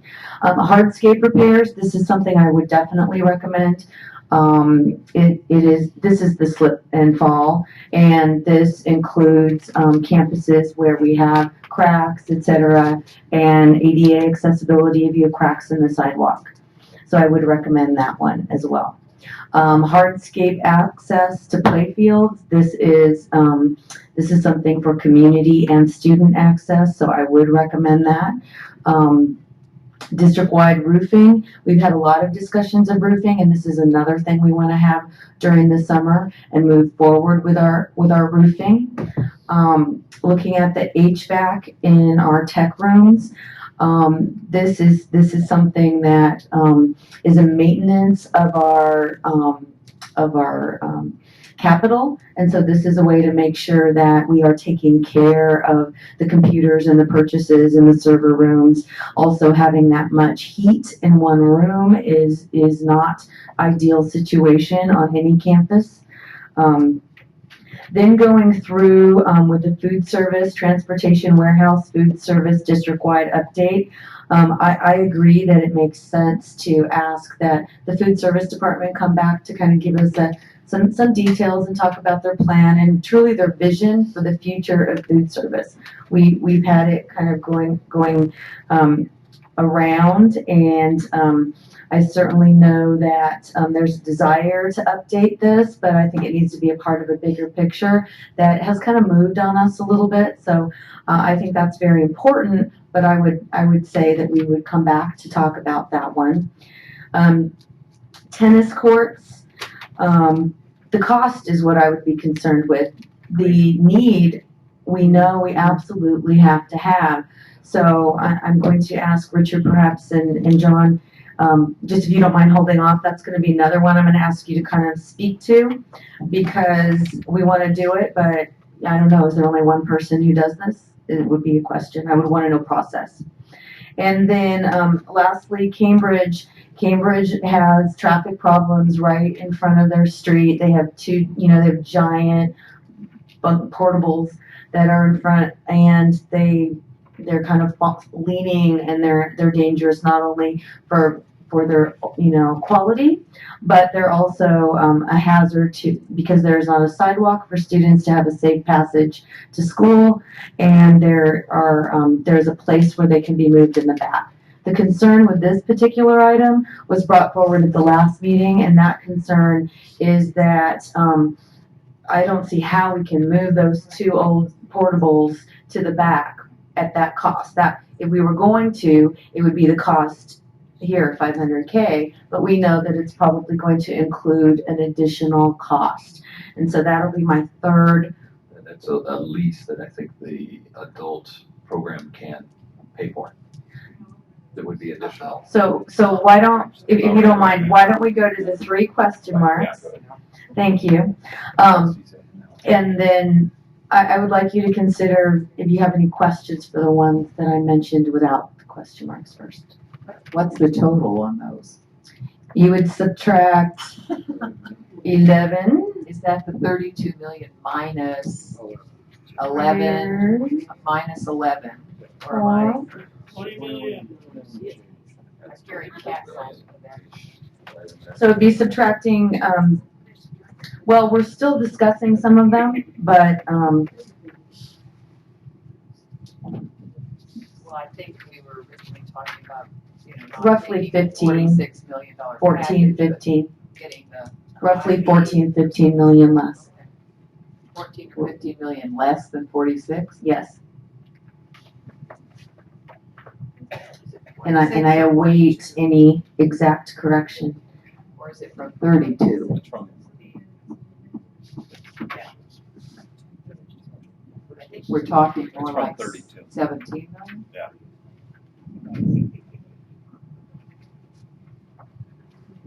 And on the start of the next page, there's the district-wide HVAC control systems upgrade. Yes, thank you.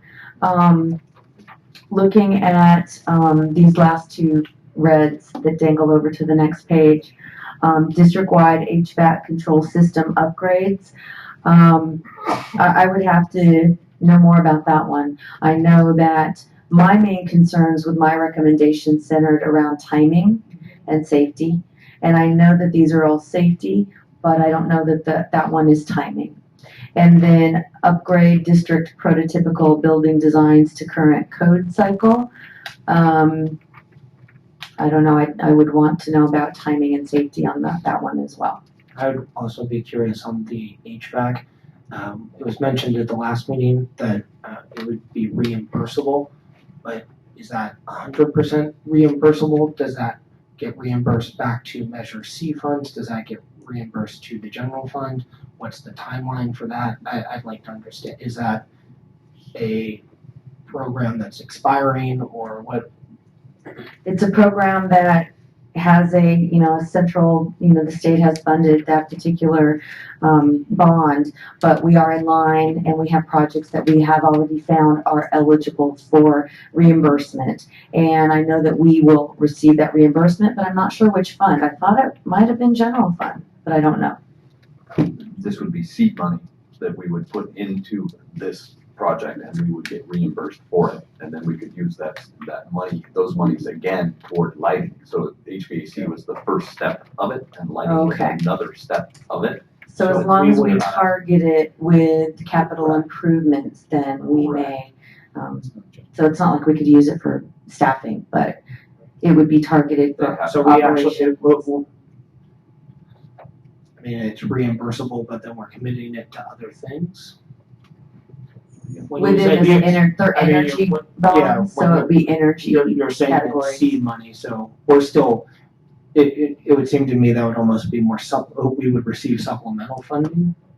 I mean, if we spend 1.96 million, are we then getting 1.96 million back that we could spend on something else, or? That's the intent. Yes, that's the intent. But there are certain categories that we can That's spend it on that why are I'm saying energy. it's committed. Yes, committed to energy saving categories. And lighting would be the next. Lighting, windows. Windows, right? It can, as long as there's Prop 39 funding, we can keep that ball rolling. Some of our schools still need lighting upgrades in the classrooms. Correct, and the health and safety issue, there's lighting that needs health and safety issue too, with dark areas, and we could go on and on. But the HVAC control system upgrades is the first easy, low hanging fruit that we can take and take care of a lot of health and safety issues with that. So what I'm hearing is the ones that Dr. Meyer talked about, they need to get going because their top priority is for safety, and with the summer, they need to get out. The rest of them on the continuing pages, we could conceivably have a workshop before our next meeting, because I also heard Trustee Lawrence saying he wants detail about what's been spent at what schools and so on and so forth, and then deal with those at our next meeting after we have a workshop. But I would just ask if perhaps, I know there are a few here that could have timing issues as well. So one of them is the landscape safety. One of them is the tennis court retrofits, and the other is Cambridge portables. Because those three projects would be disruptive to education if they happen during the school year. So could you share, I think, a little more, if you could share the landscape safety, what that would do, what that would look like, and what that project would, Are we looking at district-wide field repairs as well, or is that just the landscape safety? landscape safety, because I already talked about field repairs. That is pretty much tied into the field repairs. Those are the areas that's been deemed as, go for holes that needs to be Okay. repaired. So that's what that is. Okay. Addressing those, fertilizing our fields, irrigating our fields, and addressing any irrigation problems for our fields. Okay, so that would be one that would go along with the fields, so they could be used in the coming year, if approved. And then the tennis courts, could you share the process for selecting the bidder, or how this worked, that we got to this 2.8?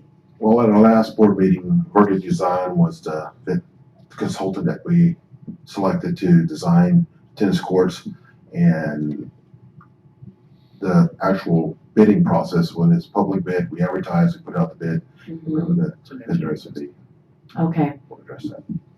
Understanding all these numbers are engineers' estimates. Yes, not actual engineers estimate, absolutely. Well, so if we could, I They mean, could be higher. well, Absolutely. But so I think that goes back to Mrs. Durkee's question regarding process. So would these items then be coming back for ratification when there is a specific Cost? Yes. Well, yeah, when the bids come in, you have to do the bid award. You have to approve the bid. Right. But I'm And at that point, you'll be told, it's over, it's under, and obviously if it's over, it's gonna create other problems down the road. Absolutely. This is a target. These are target plans. These are not the final. Right. And regarding the tennis courts, that's a program issue. I mean, if we Yes. postpone that, Yes. it can potentially impact the following year. So that's one of those things that we're looking at in design right now to address all. College Park was not on the initial estimate for sites, and it is basically as bad as. It is, They're both pretty terrible. atrocious. As I look at these two slides, this slide and the next slide, we're talking about a little over 32 million. What I'm really hearing questions on are phase 1 and 2 of food service. And everything else seems to be necessary. Did I hear that right? Mr. Lawrence also had questions about the cost for the tennis courts, and also wanted a breakdown of money that had been spent and where it's been spent in the past, correct? absolutely on the first one. On the second one, I think that's more germane to the yellow items, which is around the allocation from principal requests. And so I would be comfortable moving forward with the red items for the most part, other than if these items come back, it would, when we vote on them, I will just say now, it would take a whole lot of convincing for me to understand why we would need to spend $2.8 million, almost $1 million per. And so I would strongly encourage staff. I would love to see us revisit that bid process and see what else we can do in that instance. And are we actually working with domain experts there? And then certainly when it comes to field repairs, I have a difficult time seeing myself vote for artificial turf at an elementary school. And so I think you've heard the feedback from the board, hopefully pretty loudly and clearly on some of those items. Trustee Mayo? Well, I do have a question because I need a clarification on page 7. So I'm looking at the red items that are in bold at the bottom of the page. Oak Grove is on page 5 already. Cambridge is on page 6 already.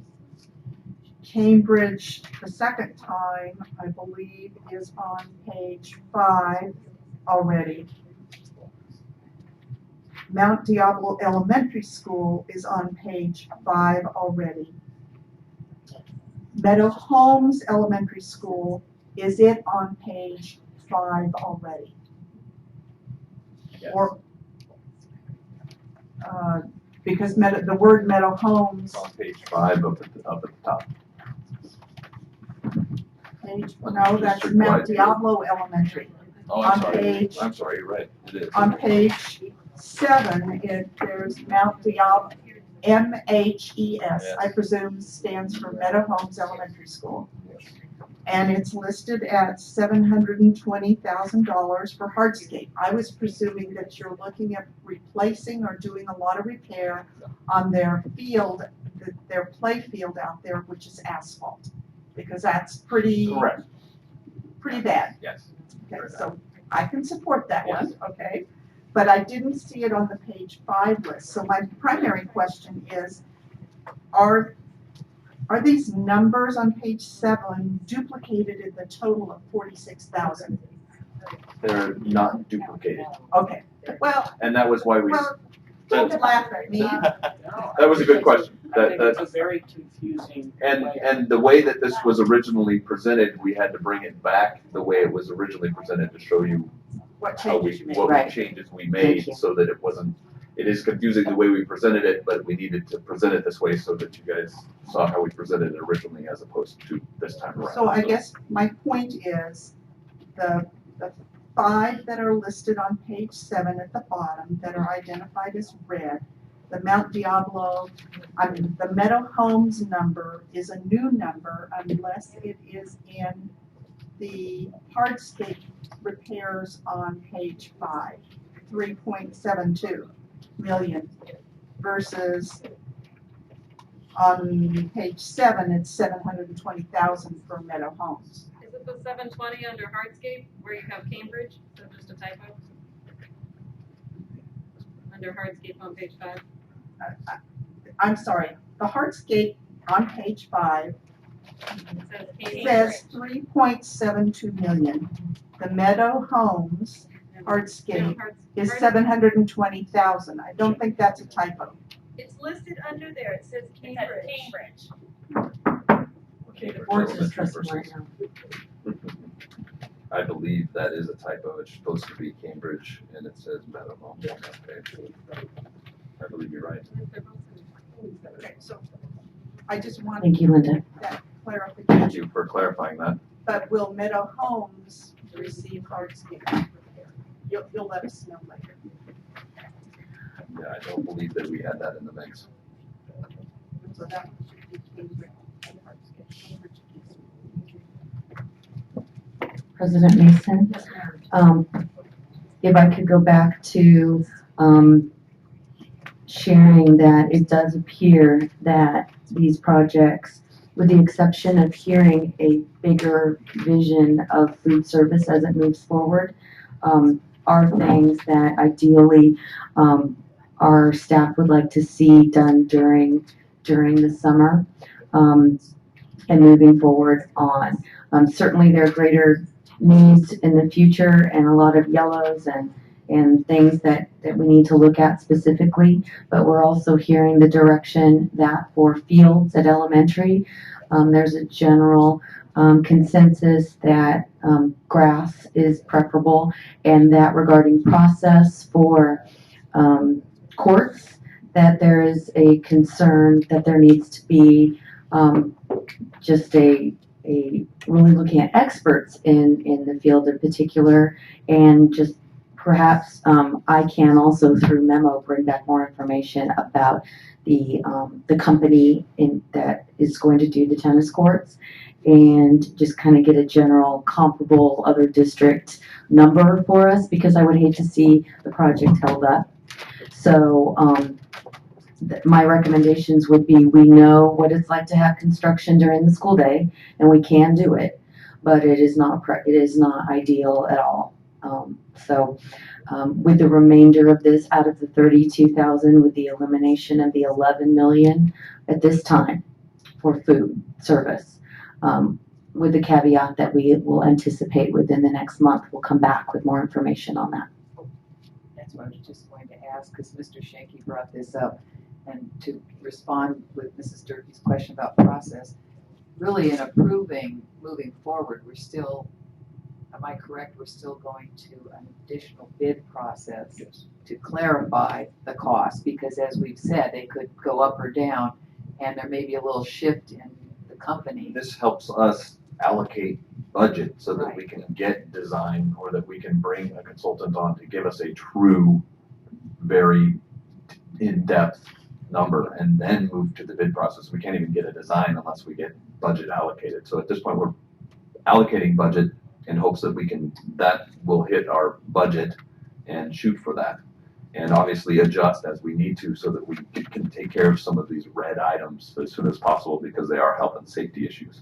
Well, I'd just like to say, I trust your work. I think you've all gone out multiple times and really tried to identify health and safety, and we've made it clear, I think, as a board, that health and safety is the most critical. So I don't have any interest in sort of hovering over and kind of micromanaging everything. I'm just trying to reassure that we could approve levels of this, and we're still not writing checks to these companies. So there is a little bit of an out, but it gets the process rolling for the summer work. And some of what you're bringing up is exactly right, that these are major projects at school sites that we want to accomplish in the summer when the kids aren't there, and before the kids return in the fall. So I wanted to bring as a comprehensive list as I could together for you guys to try to make an educated decision as much as possible. Obviously, there's going to be more questions out there, and we'll work as a team to do that. But I wanted to make sure that you guys had in your hands what I could get you at a board level meeting. So what you guys feel comfortable allocating at this time, I would entertain that for sure, because then we can move forward. That's what I'm suggesting, as we take a chunk, and I think that's what Dr. Meyer has been trying to help guide the discussion. Right. Dr. Meyer? Yes, thank you. I would just have a question for council. If, for example, we then go through the bidding process, and I'm going to use the tennis courts as an example, and we find that we believe this number is too much and that we want to go look elsewhere. We're not committed by this engineer. No. Okay. It's an engineer's estimate. So that would then come back to the board.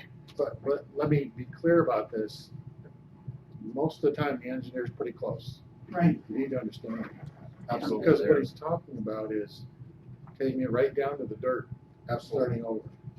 It's like when they resurface a road, you can put an inch of asphalt on it, great, it'll last you for a year or two.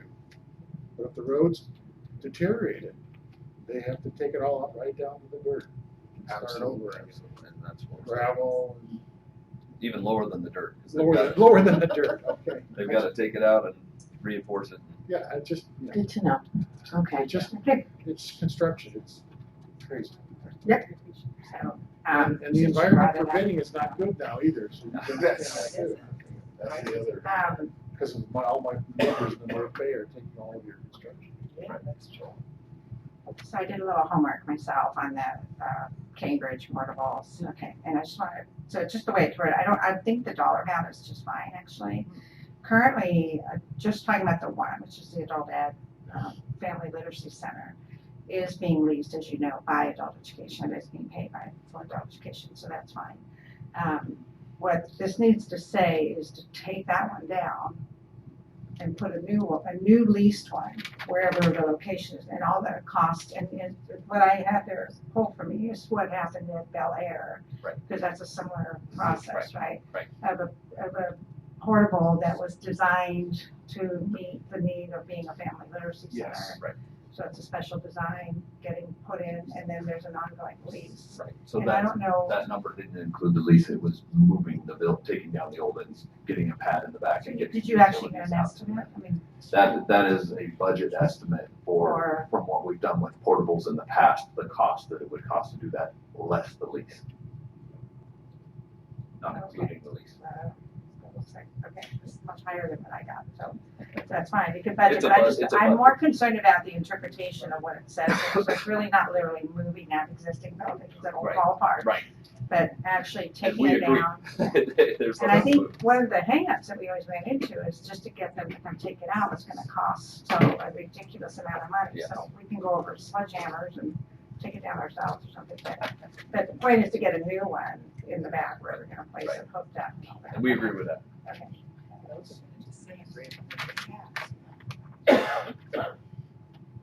Okay.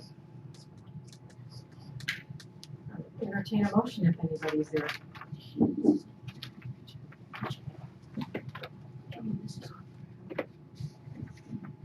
Apparently not. Well, Okay, Madam President, I move the, what does it say?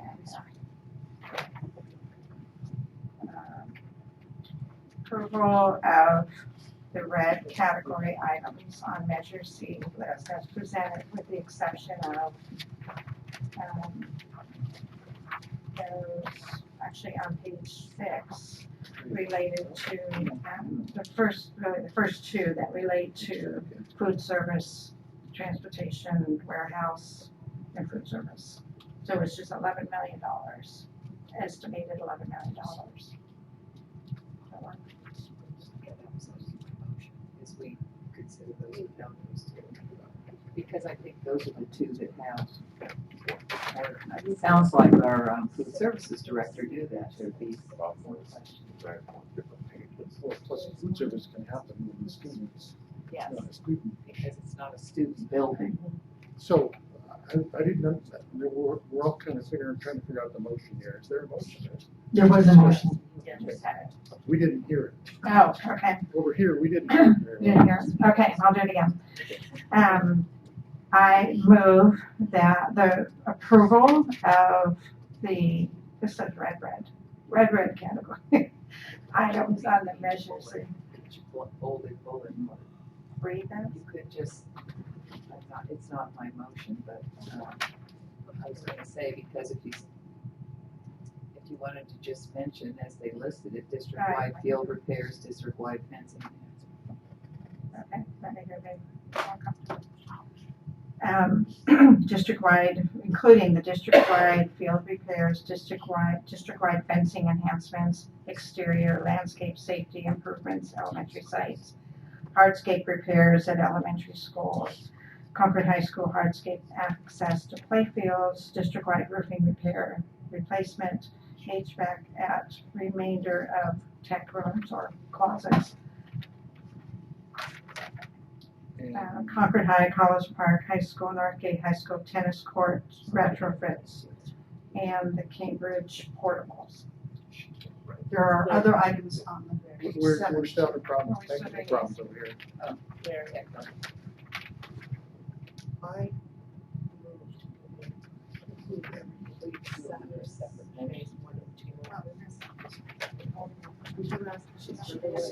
She moves all of the red ones with the exception of phase 1 and phase 2. That's easier to understand. Yep. Mrs. Durkee, can you read There's the, other red ones that well, that's are on the next slide. That's why I'm clarifying. There's more red on the next slide that we're not discussing in that motion. Mrs. Durkee, can you look at the motion that I put in? Okay.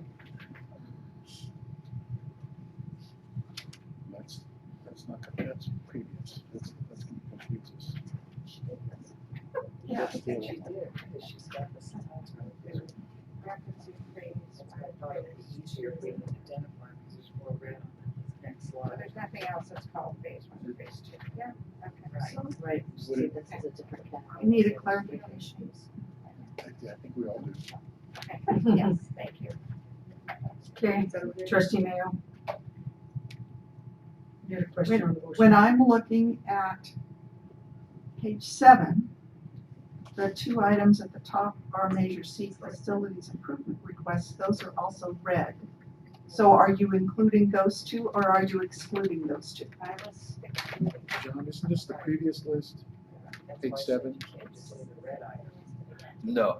Okay. The previous list is down lower. She's approving. But, okay. No, I'm confused. Some of these are repetitious of what are on the Correct. first page. Correct. I'm dealing So- with that page. But they're not approving that. No, they're talking about the 2 bullets at the top. Okay. So your motion includes the items on page 5 and 6 Yeah, right. with the exception of phase 1 and 2. There we go. Bingo. That's, what I was that gonna address. motion I second.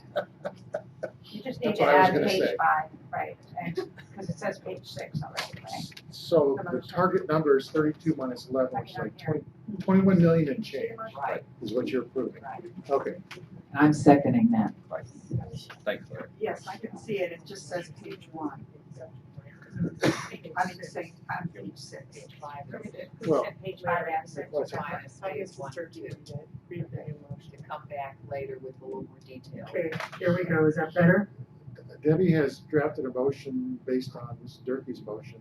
She's asking that Ms. Durkee read it, and then the board consider that as the motion, unless someone wants to amend it. You have it?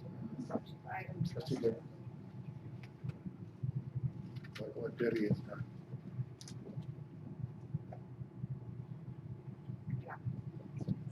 You post it? So your motion and your second is on motion number 2, correct?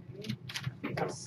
There's 2 motions. Yes. Motion number 2. As long as we keep pages 5 and 6 intact, and those don't get shifted somewhere, and people know what we're talking about. That's Well, the reason I had a concern about Okay. Well- reading the items. What can happen is staff can copy the items on those 2 pages except for phase 1 and 2 and put it into the motion later. Right, and that's why I'm clarifying that those pages can change, and we have to be careful. That's why I want the categories in. So I second that motion too. So motion 2 is the one we're going with. So I still feel that the first 2 items on the top of page 7 are important. We don't know when a organization might provide us with funding that would help us build a prototypical building at one of our school sites. And to have it, that prototypical building upgraded to the current code cycle is means that we would be able to move more quickly. And $189,000, although it's a lot of money, considering the cost of our construction of classrooms, it's a small amount. I expect there's probably not board approval for that at this point in time.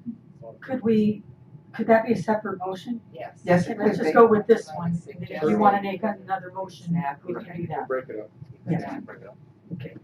So we're gonna vote on, Because also, I'm sorry, before we vote, I would also say that if the board feels there's a need for a study session or a need to drill down farther, then some of this could then come back at our next board meeting with a study session in between. If there are enough really deep questions before we finish expending this money, then I would suggest we have a study session in there to address some of these, maybe those other little red items and the phase 1 and 2, and then bring it back to the next board meeting. Sounds with good to more me. Information if there are those kind of board questions.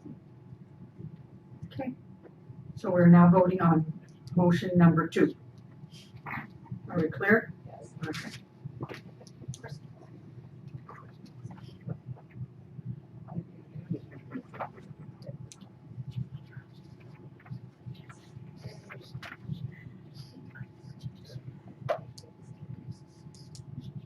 Okay, pass 500. That was painful. No, it wasn't. Exciting. I mean, think about remodeling your house. It would take longer to discuss that with your husband. I think that'd be painful. I would like to thank the board for the questions and the thoughtfulness. That was a lot of money. And these are big projects that will help the schools tremendously. And we appreciate the opportunity to be able to use the summer wisely. So thank you very much. Very well. That's step 1. Thank you to Measure C staff and facilities. Richard, welcome aboard to all of this stuff. Good job. We're going to try to see if we can do this without a meeting extension. So, 17.2, Site Parent Involvement Policies, Title I. There's another item, Oh. 13.3. Okay, you're going to have to do extension then. Madam President, I move that we extend the meeting till 11:45. Yeah. Okay. Is anybody going to second that? Maybe not. Well, you can amend it. You can, I'll withdraw. You can always get done early. I would amend the motion to be 11 p.m. Second. Okay.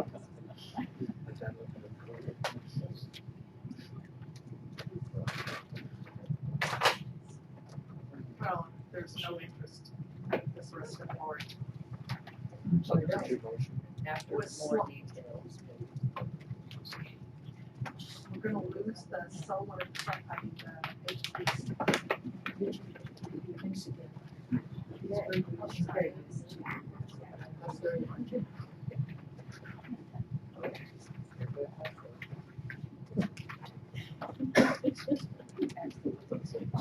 Speaking of. All right, so that passed 500. Now, motion number, the next motion on the same item, 17.1. Is that what she was gonna do? Okay. I thought she was gonna No, do that. yes, I'm interested in doing it, but no one is, Okay. seems receptive to my even doing it. It would have to be a voice vote on the second Huh? motion, Right. or the third motion, if there is one.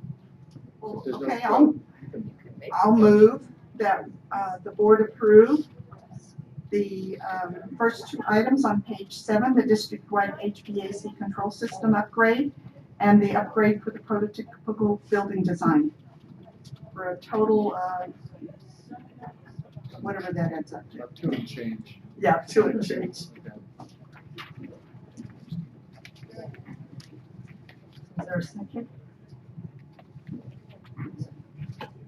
Okay, so we got our workshop.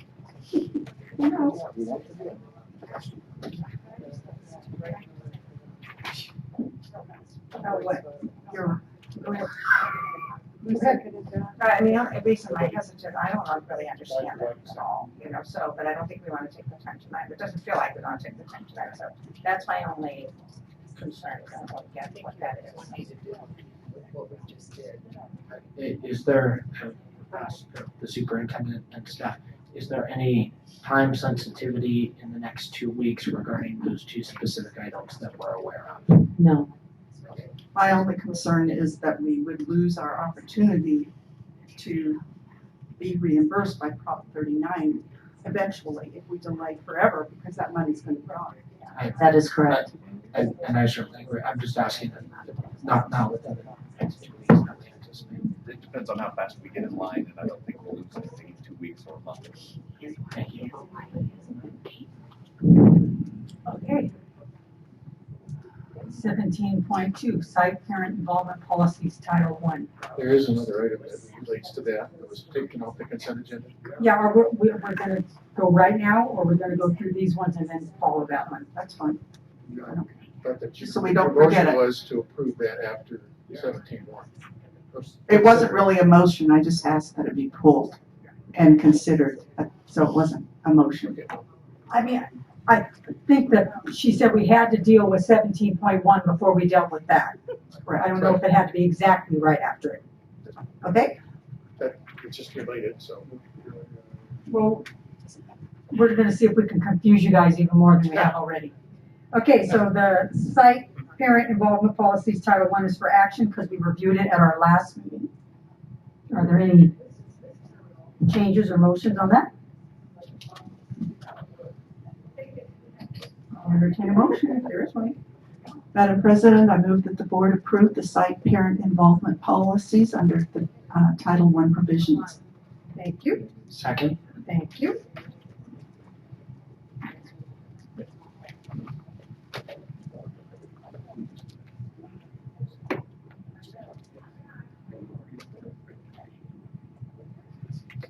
That passes 500. 17.3, the 2018 California School Board Association Delegate Assembly Election Action. And I believe we get to vote for 3 of the 4, which is always fun, since we have to listen up. Does our delegate have any recommendations for us?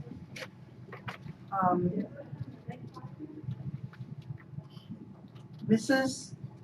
Ramos from John Sweat has served on her board now for the 3rd year. The other candidates are experienced trustees, and I've seen them participate in delegate assembly numerous times. They do their homework. I'm sure that Mrs. Ramos is an excellent candidate, but I have not seen her working style. So I would, my vote would be for Laura Canzanilla, Madam Cronenberg, and Raymond Albert.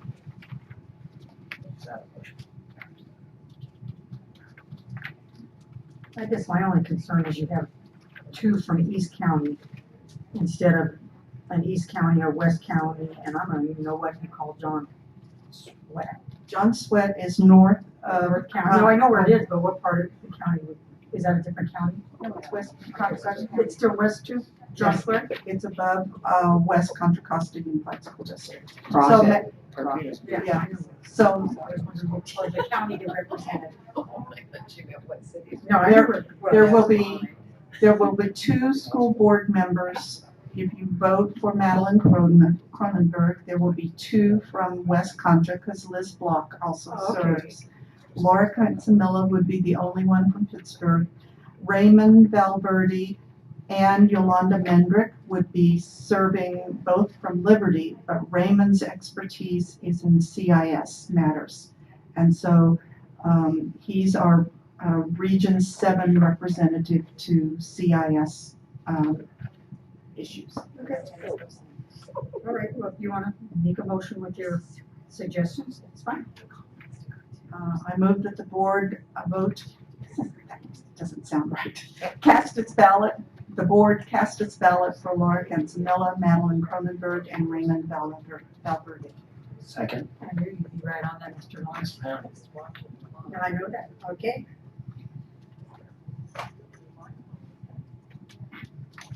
And thank you for answering my questions.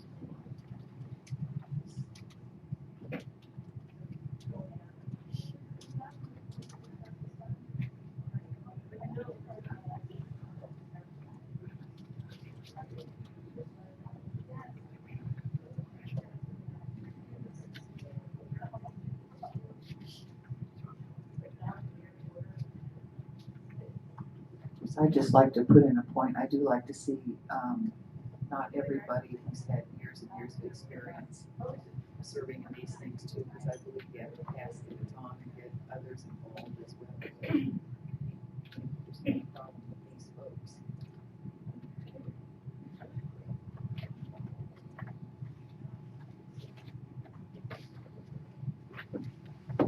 passes 500. Thank you. And now 17.4, Board of Education Committee assignments. Any discussion there? No, I'll entertain a motion.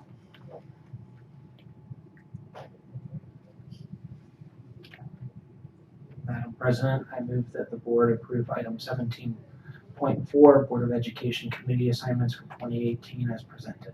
Thank you. Second.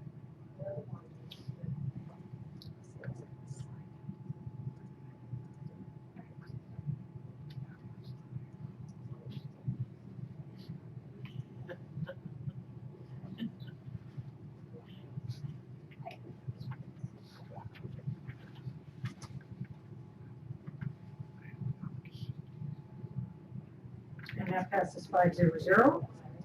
And now I guess President Mason, can I say something brief? Yeah. I just wanted to say on the board assignments, I appreciated your recognition and my other board members. Because of my work schedule, I'm not able to make as many committee assignments, and so I wanted to say thank you since there's more distribution amongst the four of you, and I appreciate that, so thank you. And so I guess 1319 becomes 17 point something. Yeah, we have this item 1319 that was pulled, which is the management service contract between Mount Diablo Unified School District and RGM and Associates, which we had some concerns expressed to us about.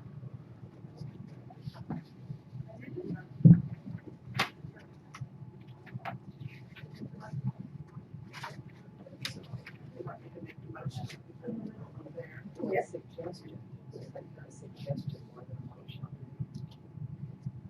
Well, no, we can't table it because staff needs the management services in order to get some of these contracts ready for, Make your motion. You're gonna but explain it, so make a motion. It'll be in your motion.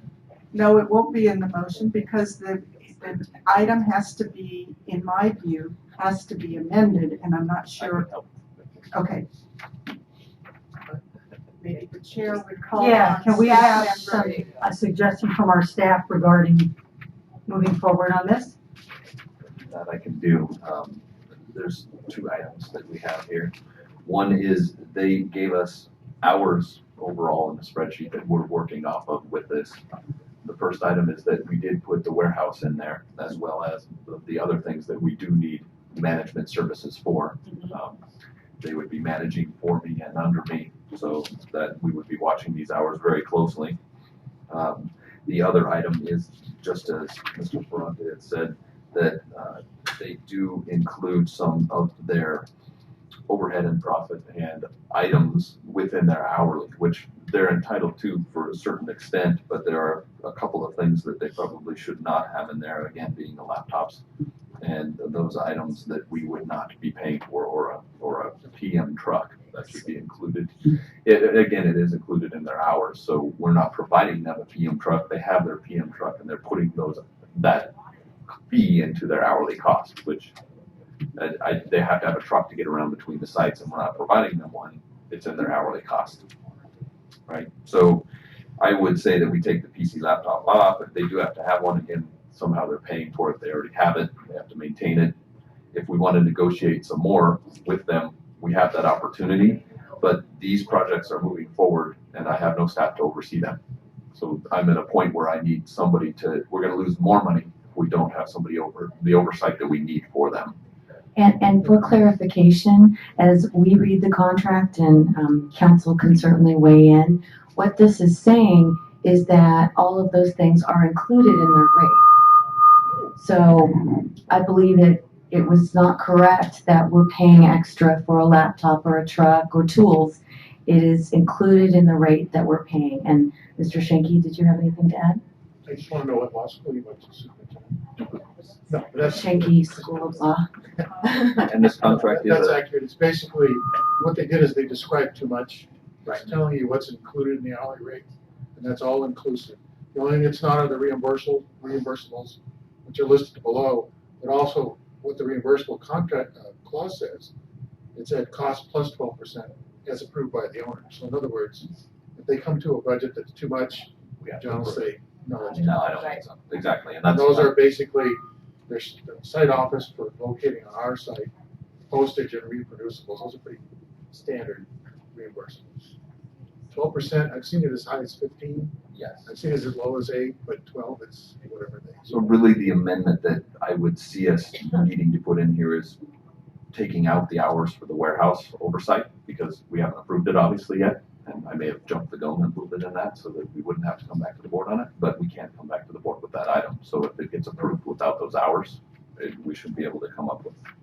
Well, actually, this is a not to exceed amount. It's a not to exceed amount, right? We should be okay. Yes, It's up to, general have the control.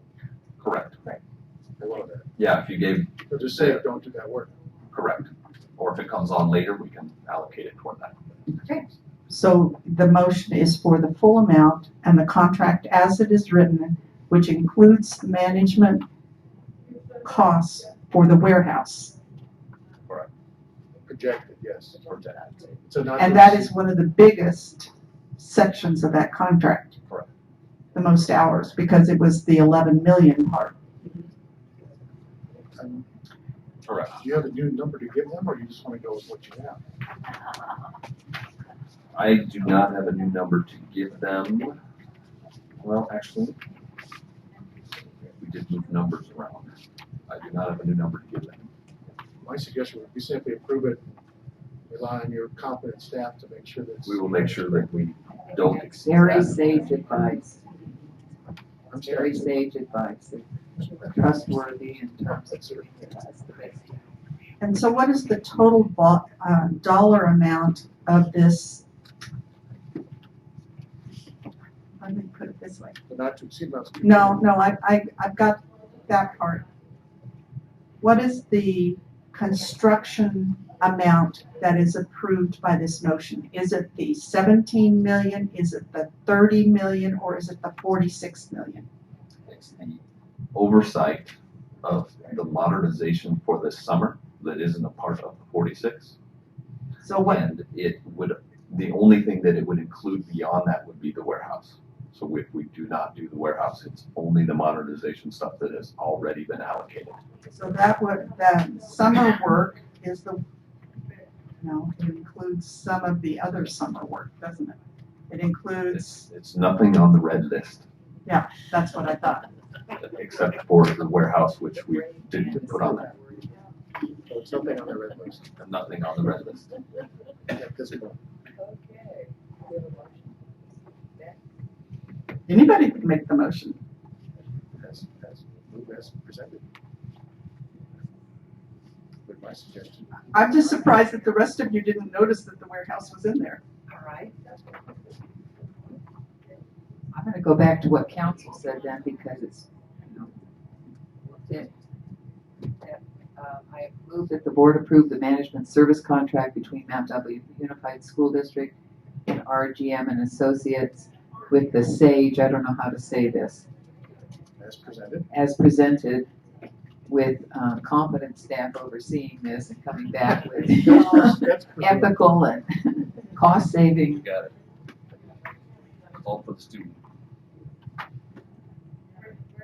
And okay, I'll wait for my second if there is one, but then I would like to comment on something that our public comment person, Mr. Ferranti, said.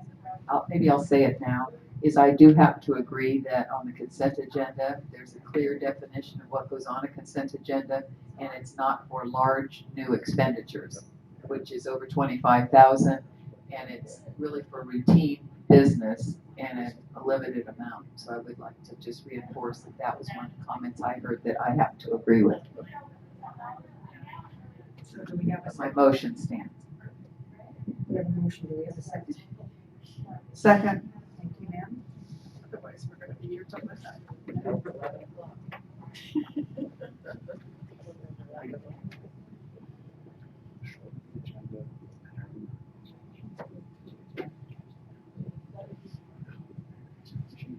And that passes 5-0, and we have documents to sign, so hand it down to Mr. Lawrence so you can start signing. On that note, we are adjourned. Thank you. I'm so glad you're here, Always He's fun. not. Always He's interesting. not tonight. No, he chimes in appropriately.